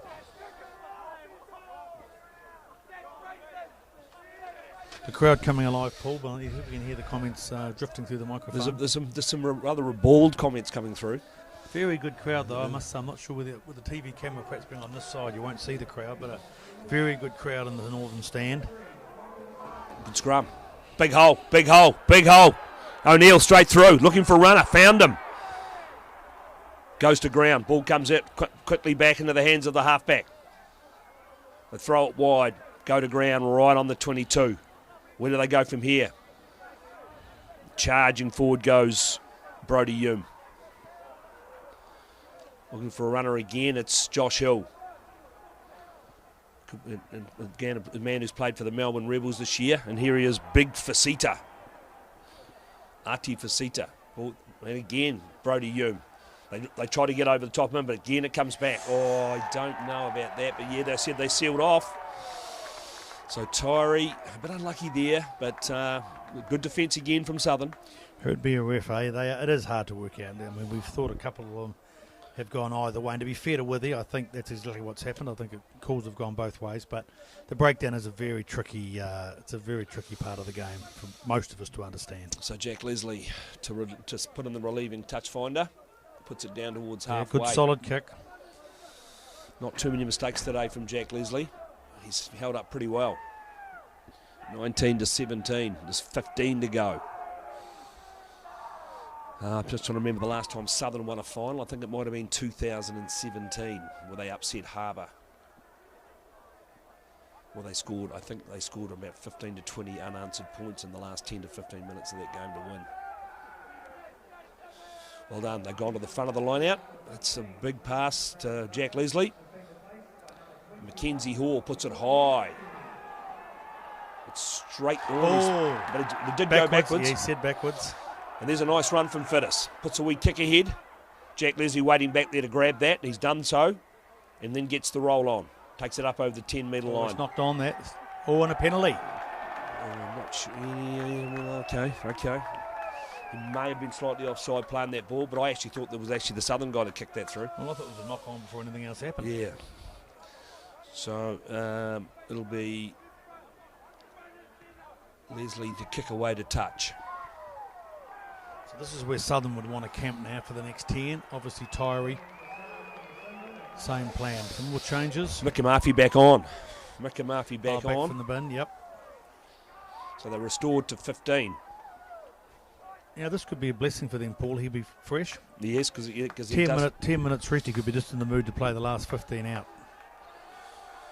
Southern to throw. And they've gone, but again, a knock on from Josh Hill. Very fortunate for Southern. He did well too, Josh Hill. He just interfered with his own arm. Good go forward from McEwen. Ball comes back on the Southern side.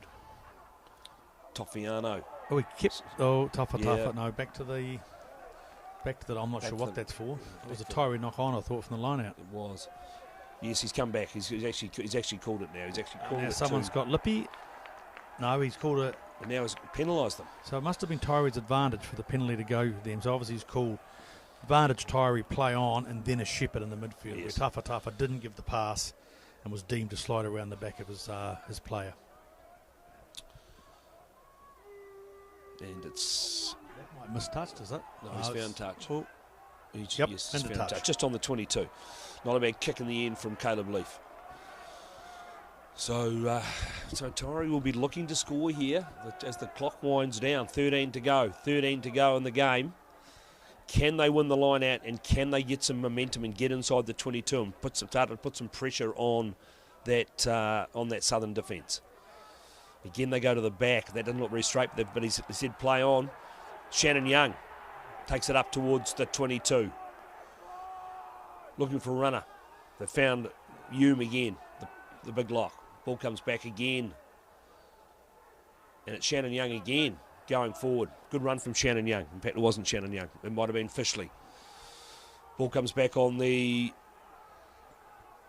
Taieri side. Josh Hill takes it forward. Penalty advantage. He's got his arm out for a penalty. Mitchell Stott gets it wide. Nice wee spin move there. Inside the 22. Goes to ground. Looking for a runner. And he just gets pushed forward by one of his big props. Oh, that was over the top from Hill. He didn't pick that one up. And then they've knocked it on. Referee says come back for the penalty. And it's right in front. Does Surely this put Taieri back in front?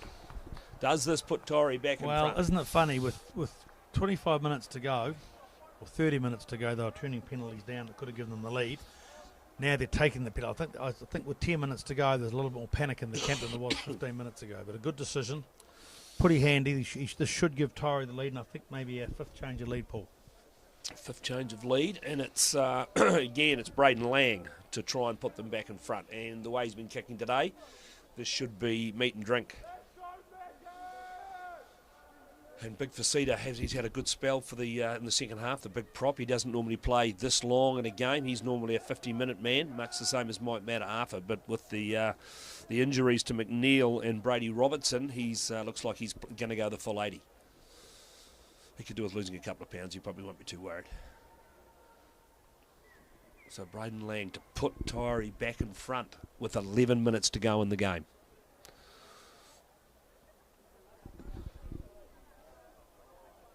Crowd goes quiet. Even the Southern supporters have gone quiet. They might have fallen asleep. Too many Steinlagers. And he's drained it. Absolutely drained it. Look, a simple but good pressure kick to give the lead to Taieri. 10 minutes to go. Again, 2019, but the game completely in the balance. I do think, Paul, it's going to come down to who plays the territory and who forces the error. That's right, and I think looking at it now, you're probably looking at a penalty will probably win this. If Taieri don't hold on, Southern will get down. They'll be looking to have a penalty, and Jack Leslie's been just as good as Braden Lang has been today. Change your hooker, Paul. And McEwen's off. And I'm just trying to think who comes on for him. Was that Jack Taylor, the other Southlander? It'll be Jack Taylor, I'd imagine. 18. Jack Taylor, brother of the captain. Well taken by Leaf. He puts it down towards the halfway. Waiting back there is Crawford, the wee fullback. He finds Jack Leslie in the midfield. Jack Leslie decides to put it down towards the 22. Waiting back there is Mitchell Scott, who clears it away. The old spiral punt, Paul, underutilised in the modern game, exactly. Well, I understand that your father may have put you onto that spiral punt at a younger age, Mark. Yeah, he does. He's always claimed that. In fact, the Ale House last Saturday night, Earl Curtin reminded me what a very good fullback my father was at Teachers College. But I think Earl might have had a few glasses of wine by then. He'd had a few reds by that stage. And there's Micah charging up towards the halfway. He finds Jack Leslie. Jack Leslie looks for a hole. Goes over halfway. Ball comes back on the southern side. We kick over the top from Rioto. And there's lovely nobody kick here as they go scampering back up. That's a great kick. Like it's gone into touch. 2 or 3 metres inside the 22. Southern Storm back onto attack. Actually, I was just going to say, when he fielded the last ball, Jamie Crawford, called in late with an injury. Hasn't played a lot at this level. I'd say he's had a pretty tidy game at the back for Southern today. Should be well pleased with his effort. Yeah, well, I mean, this is the first time I've seen him play, I think, Mark. He's obviously from the lower grades. He might be a Colts player for them. But, yeah, no, he's been tidy enough. It's a big day out. Probably his first game of Prem Rugby, and he's playing in a final. Yeah, I think he has prepared a bit more than that, but he comes out of the Prem 2s a wee bit, I think, and he's had a very good day. Josh Hill goes high for Taieri, wins the ball for them, up 20-19. 9 minutes to go, second half. Taieri get a wee bit of a roll on here. Southern trying to disrupt. Referee tells them to get out of there. Back in the hands now of Caleb Leaf, who doesn't get a lot of ground. No, that's a good result for Southern. Again, they've Still got them inside the 22. Southerners need to now be patient. Get that line out right. Take it back to basics. Well, set the midfield and get those big runners into the game. They've got to win this line out. They've been really struggling in the last few line outs, and because Hill's been up contesting with Brody Hume, putting real pressure on that Southern line out. But they've got to win this line out and then get their drive going. And they struggle again, but then there's a wee knock on. But there's a knock on at the back of that, yep. He's got him. That's Taieri are all over them at line out time at the moment. They're doing a really good job. Bit of pushing and shoving going on. Referee says we'll have the scrum. Right on.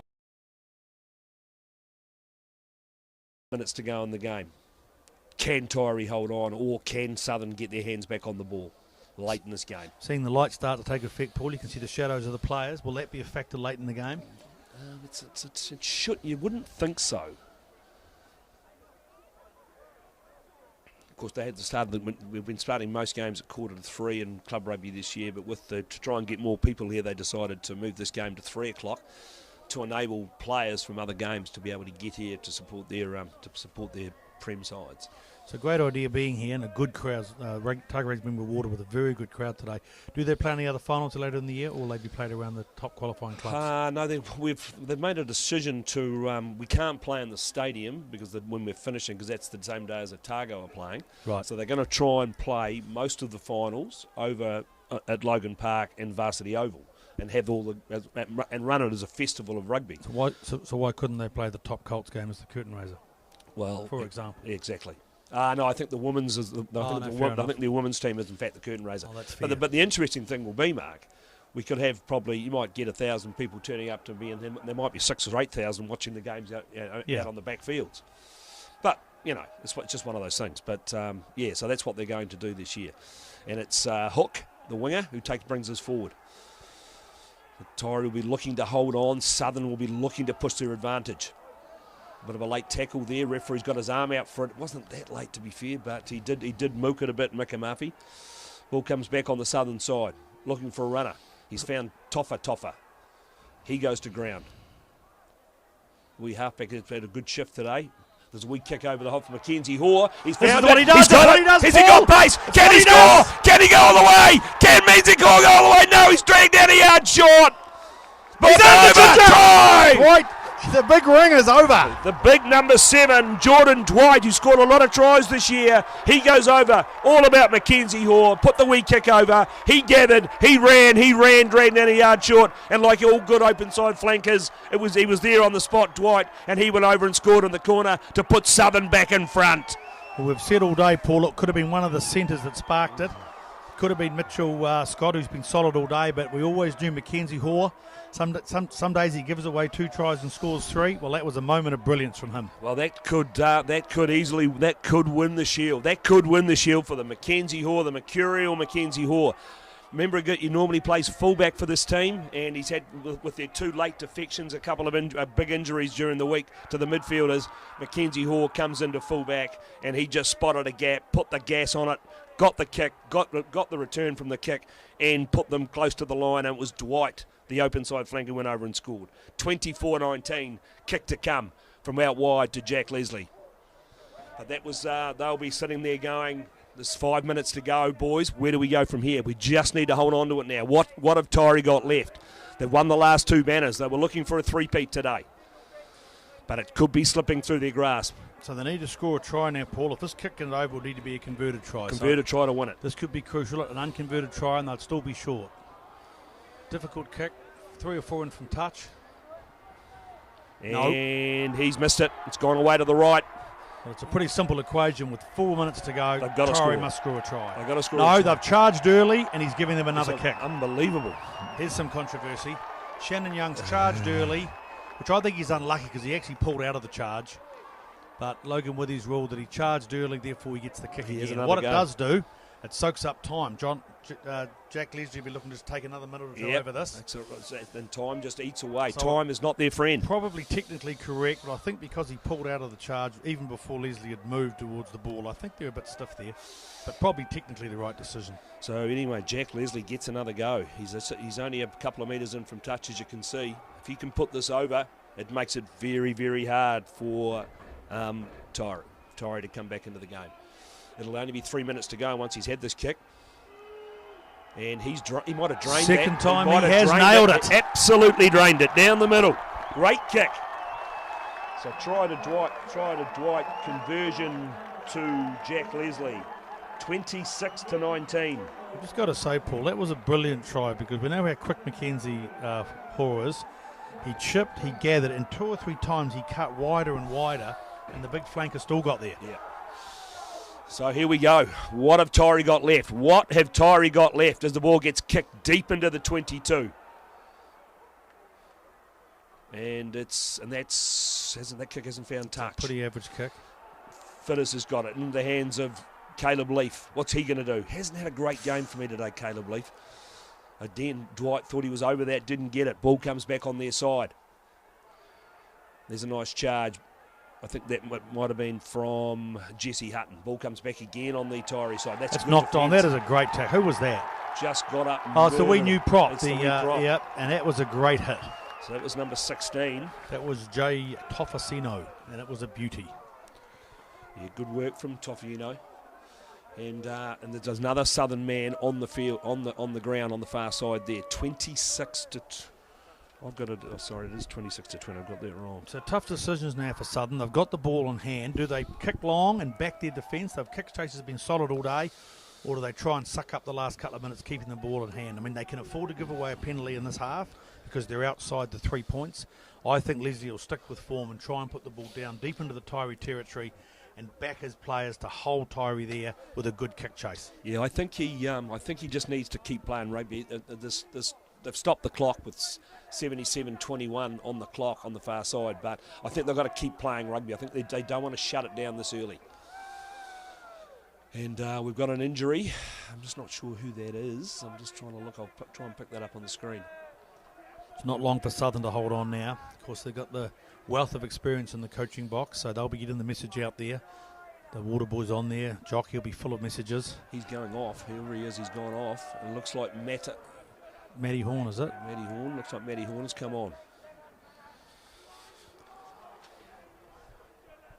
I don't know that it is Matt Horn, actually. Tom Bolton. Could be Tom Bolton. Could be Tom Bolton. 22, is it? Righto, so here we go. Scrum to set. Just inside their own half, Southern. 2 minutes on the clock. 26 to 20. Good scrum from Southern. Micah Murphy's picked it up, gone straight across field. Then he starts to go forward. I think he just showed us their game plan then, Paul. Yes, that's what he wants to do. It's going to be ball in hand from Southern. Here they go. Taylor, locking it up. the captain. He drags it forward a couple of yards. Taieri will be all over that trying to get it, and they've got numbers there, Taieri. They may have turned this over. They have. And again, it's the wee halfback. Ball comes back on the ball comes back. In fact, it might be a new halfback there. That might be the wee fella from Trey Russell, in fact. Trey Russell could be on. So Trey Russell on for Taieri. The Taieri need, they're 40 metres out here. They've got to get within attacking. They've got to get in attacking range.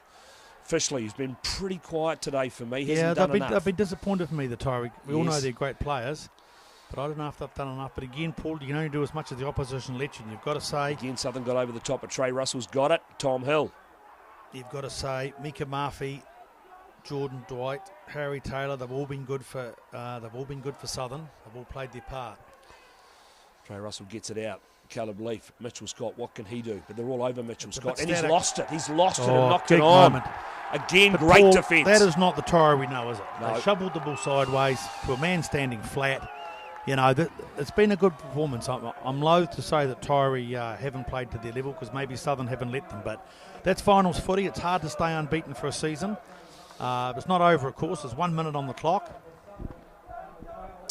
But you're right. It's scoreboard pressure is getting to them, and that's one of their most experienced players that's put that down. But again, there was two men gang tackle, and there was just nowhere for Mitchell Scott to go. Yeah, and you've got to say, you know, that the players for Southern that have come on, Riwi Pamari, Ned Penne, Jay Tofasino, they've added something. They've really come on. They've tackled hard. They've brought some real thrust to that Southern forward pack. And I think you're right, Mick and Murphy having that enforced break when he had 10 minutes in the bin, that sort of helped him get through the 80 minutes, which has been crucial for them. We're into that last minute, 26-20. This is a massive boil over. This is like Sunderland beating Leeds in 1973 in the FA Cup. And again, if they do hang on to win the game, again, my selections this year have been absolutely terrible. I didn't pick Southern to make the top 6. Just this year, Paul? Yeah, just this year. And they've fed the scrum. Wee halfback still on. It's played with Mick and Murphy's come off. Referee says penalty. I'm not sure what that's for. Some scrum infringement. They're going to have to put this down into the corner, and then they're going to have to drive at the line. This is their last chance. The time is pretty much just about up on the clock. So he's got to get this as deep as he can get it, but he's still got to find touch, and he didn't get it very deep at all. He's only put that 2 or 3 yards inside the 22. Most importantly, though, I guess it's out. That's 80 minutes up here. There'll be a siren, I guess, any second. This is basically Taieri's last roll of the dice, I'd suggest. But one more moment of heroic defence for Southern, the game will be theirs. Can Southern hold on for a deserved victory? And Taieri will be ruining their day today as they go to this line out. Where do they go? They'll be looking for for Josh Hill. Never say never, Paul. They're a champion team, though. If anyone's going to do it, it would be Taieri in the last minute. They've just loose ball. Struggled to look at the Southern defence. Good again. Over it. Comes back on the Taieri side. Fishley charges foot towards the 22. Comes back on the Taieri side still. What are they going to do here? They're going to need to look for forward runners still. Mitchell Scott, in fact, dragging that up. Again, they go forward. Now they're a couple of yards inside the 22. Ball comes back on the Taieri side. They're going to pick and go. It's Forsyth, the big prop. But they're just not making enough yet. Now they go forward. Referee says... That's the match, Paul. It's all over. It's all over. It's all over. Southern have won 26-20. That's a giant upset here today. It's a great result for the Southern boys. They're jumping around Taieri with their hands on their hips, looking where did it all go wrong. But there's some absolute joy in that Southern camp. And even a couple of the wounded players are running out, limping out, in fact, to join that huddle. So, but you'd have to say, Mark, they deserve to win this game. They came here, they played more rugby than Taieri, and they were just too good in the end. Yeah, look, in the end of the day, it was a great final. I think credit to both sides, 26-20, played in perfect conditions for sure, and I think Logan Withy played his part. He had a very good game. I don't think anyone could have any problem with the ref, but yeah, I think you're right. I think Southern played to their strengths. They played enough rugby in the opposition half. Their big pack played their part, and there were some real heroes in that pack today. Mulapola, Mataafa. Again, we just love this Jordan Dwight. He's big and ginger and strong and all over the paddock. Look, they played well and they deserved to win. Who knows? Perhaps it'll be a case of John Leslie takes the backs, Case Muse takes the forward, and Jamie Joseph takes the credit, Paul. Yeah, and he'll certainly have the beer with them afterwards. But look, you've got to say, a word to Taieri though. They've conquered all this year. But as you talked about, it's very hard to get through a season unbeaten. We know that the only team that's done it in the last 40 years is Southern. It was way back in the 80s. So they, again, are just mounted up for them. They couldn't get it done. But they've had a great season, but they just couldn't get it done today. Yeah, look, I think it's one of those things. Everyone, it's easy to be a good winner. You've got to be a humble loser.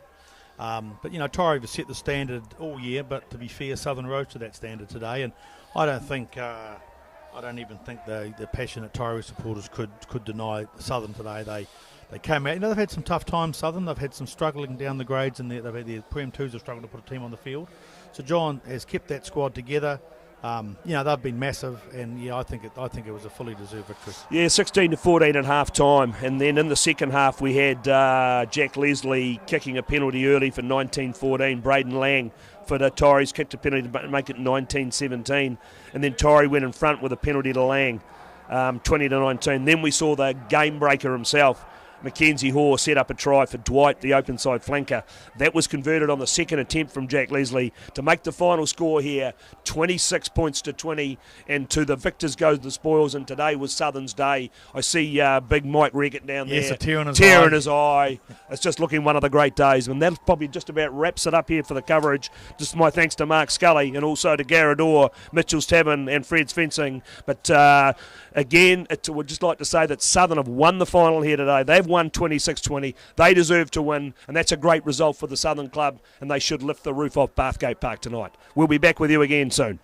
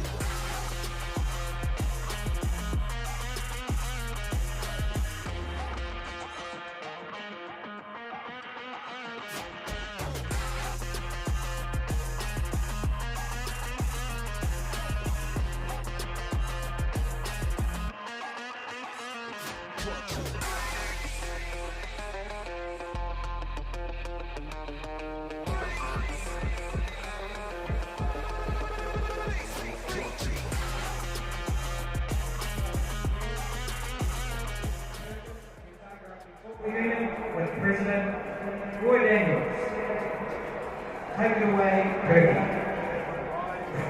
Fantastic. Well, ladies and gentlemen, we're just a wee little hush till we get the medal presentation, the 2022 Club Rugby Final over. Just Richard Burke from Otago Rugby. I'd just like a couple of introductions to Lloyd Daniels, the Otago Rugby Union President, Claire Crawford, Deputy Chairman of the Metropolitan Rugby Council, Paul Dwyer from the ODT and a sponsor of Otago Rugby. Unfortunately, Hayden Finch from States couldn't be here today. He's out of town with family. First of all, a round of applause for the crowd. What a great crowd turning up to the final once again in 2022. Hopefully your heartbeats are starting to lower a bit. Can we have a round of applause for two mighty teams that played here today and fought out great finals, Southern and Taieri.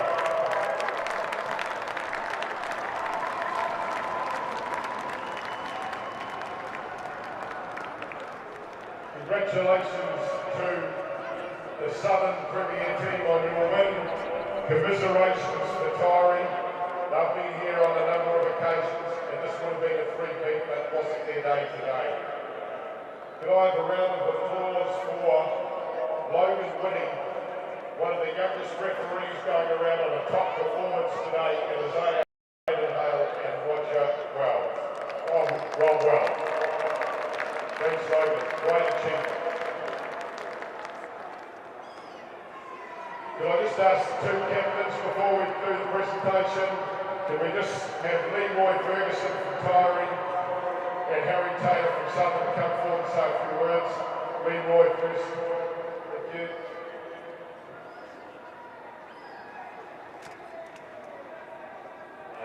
Firstly, I'd like to thank all the supporters who came out here today.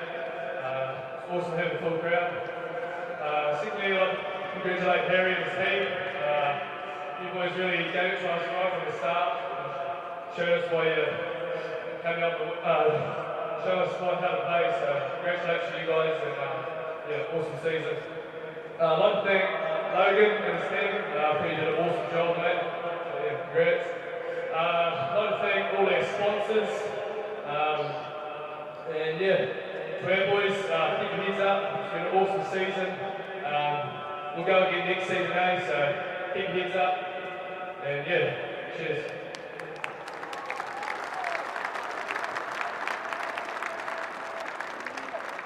First, just want to thank all the Southern supporters coming out today.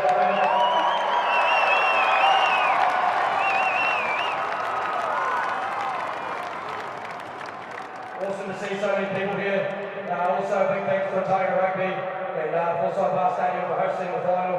At the start of the season, we didn't think we could get here. Well, no one thought we'd get here, but we believed when we got here, we got a job done. So, big up to you boys. I love everyone here. Good work. Cheers, fellas.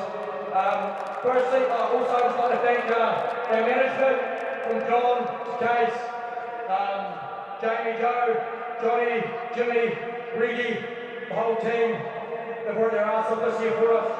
Jocko, so many of them, good people, and they were able to make this happen. Taieri, he's obviously a great side. Fucking he's here every year, and yeah, good side. We'll see us again next season. I can't believe it. Still trying to sink in, but cheers everyone for coming. Thank you.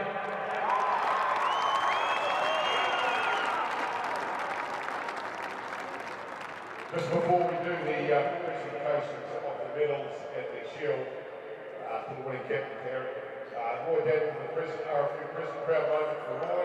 He's in as president and he's also my member at Southern Rugby Club.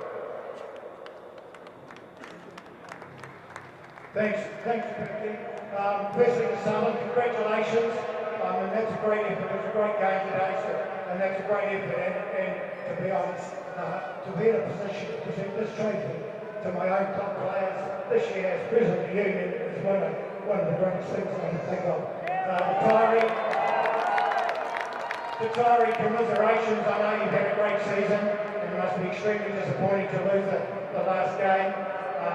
But I guess as you look back on the season and the days to come, you can reflect on having a great season. Commiserations to the referees over there, to Logan and his team. Congratulations on being appointed to today's game. And thank you for your effort for the season. Well done. And that goes to the rest of your team as well. To the sponsors of Otago Rugby, particularly Spates, whose name the trophy bears, thank you for your contribution to Otago Rugby. Spates have been a sponsor of Otago Rugby for a long time and sponsor a number of the clubs, so thank you for your contribution. To the Southern and Taieri supporters who have come out today, thank you very much.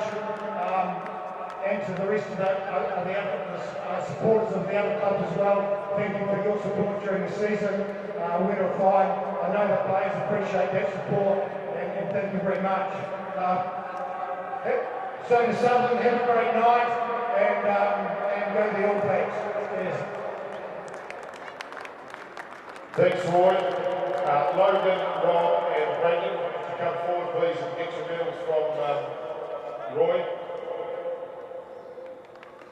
Thank you. Big round of applause, a great crew today. Logan winning his first Premier game. Referee on the right. Brandon Hale, AR, and Rob Wells.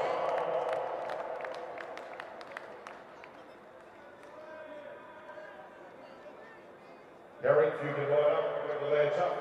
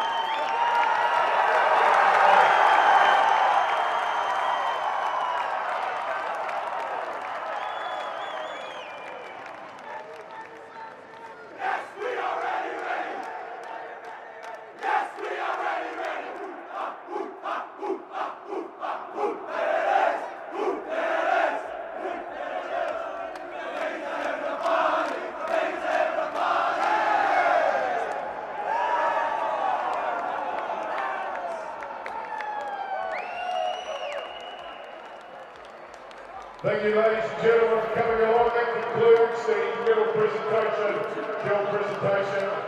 Enjoy your night, and the big test on the night, so I'm sure they'll be plenty happy. Thank you, and appreciate you coming along. Thank you.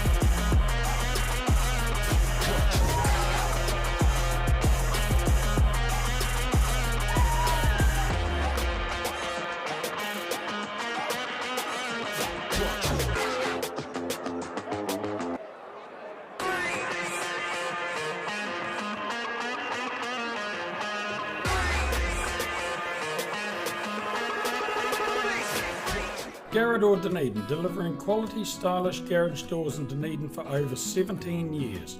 New doors, replacement doors and maintenance are all part of Garrador's quality service. Garrador Dunedin offers a full range of modern quality doors to suit any home. Come visit the team.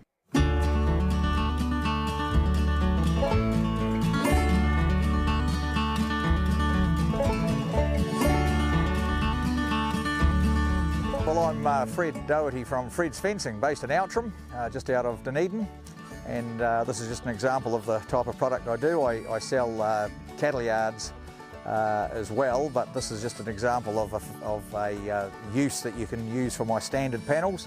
Horse round pens. I've had a lot of these sold all over the South Island and some into the North Island, and as you can see by the setup video how simple it is to set them up. They're very, very versatile. They're lightweight but strong, certainly strong enough for horses, like a breaking in pen like what you see here. You don't need any posts to support them. It's completely self-supporting and there's no way that you'd knock that over.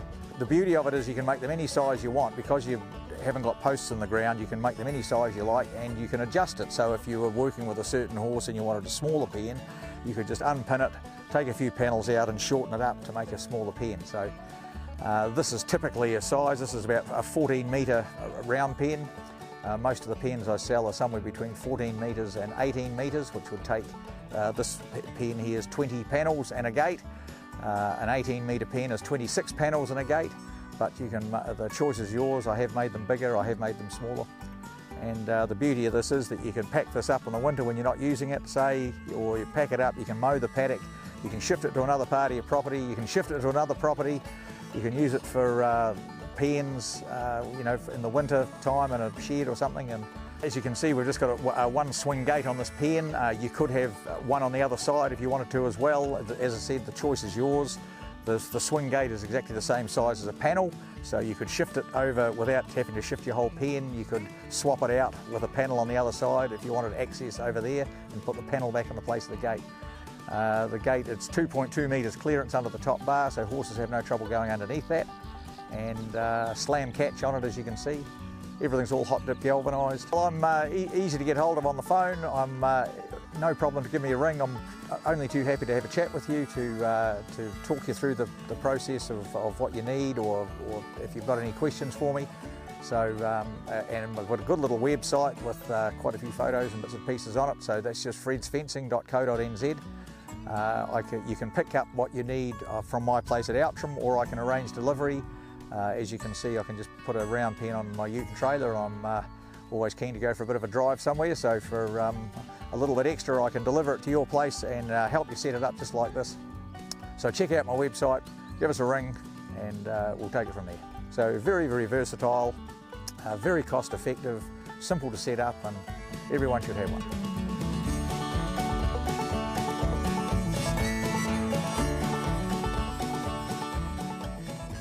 Fred's Fencing got started back in the day when we had to import some steel cattle yards for our local rodeo club, and I saw an opportunity there. And everyone thought they were really good value and well made. Basically, once you get started, you can make them into any configuration you like. They're very, very, very cost effective. Freight is no issue. We can deliver them right to your farm, right to your site. That, in a nutshell, is what Fred's Fencing is. Feel free to ring me at any time, and I'm just only too happy to have a chat with you. Garrador Dunedin, delivering quality, stylish garage doors in Dunedin for over 17 years. New doors, replacement doors and maintenance are all part of Garrador's quality service. Garrador Dunedin offers a full range of modern quality doors to suit any home. Come visit the team. Fred's Fencing got started back in the day when we had to import some steel cattle yards for our local rodeo club, and I saw an opportunity there. And everyone thought they were really good value and well made. Basically, once you get started, you can make them into any configuration you like. They're very, very, very cost effective. Freight is no issue. We can deliver them right to your farm, right to your site. That, in a nutshell, is what Fred's Fencing is. Feel free to ring me at any time, and I'm just only too happy to have a chat with you.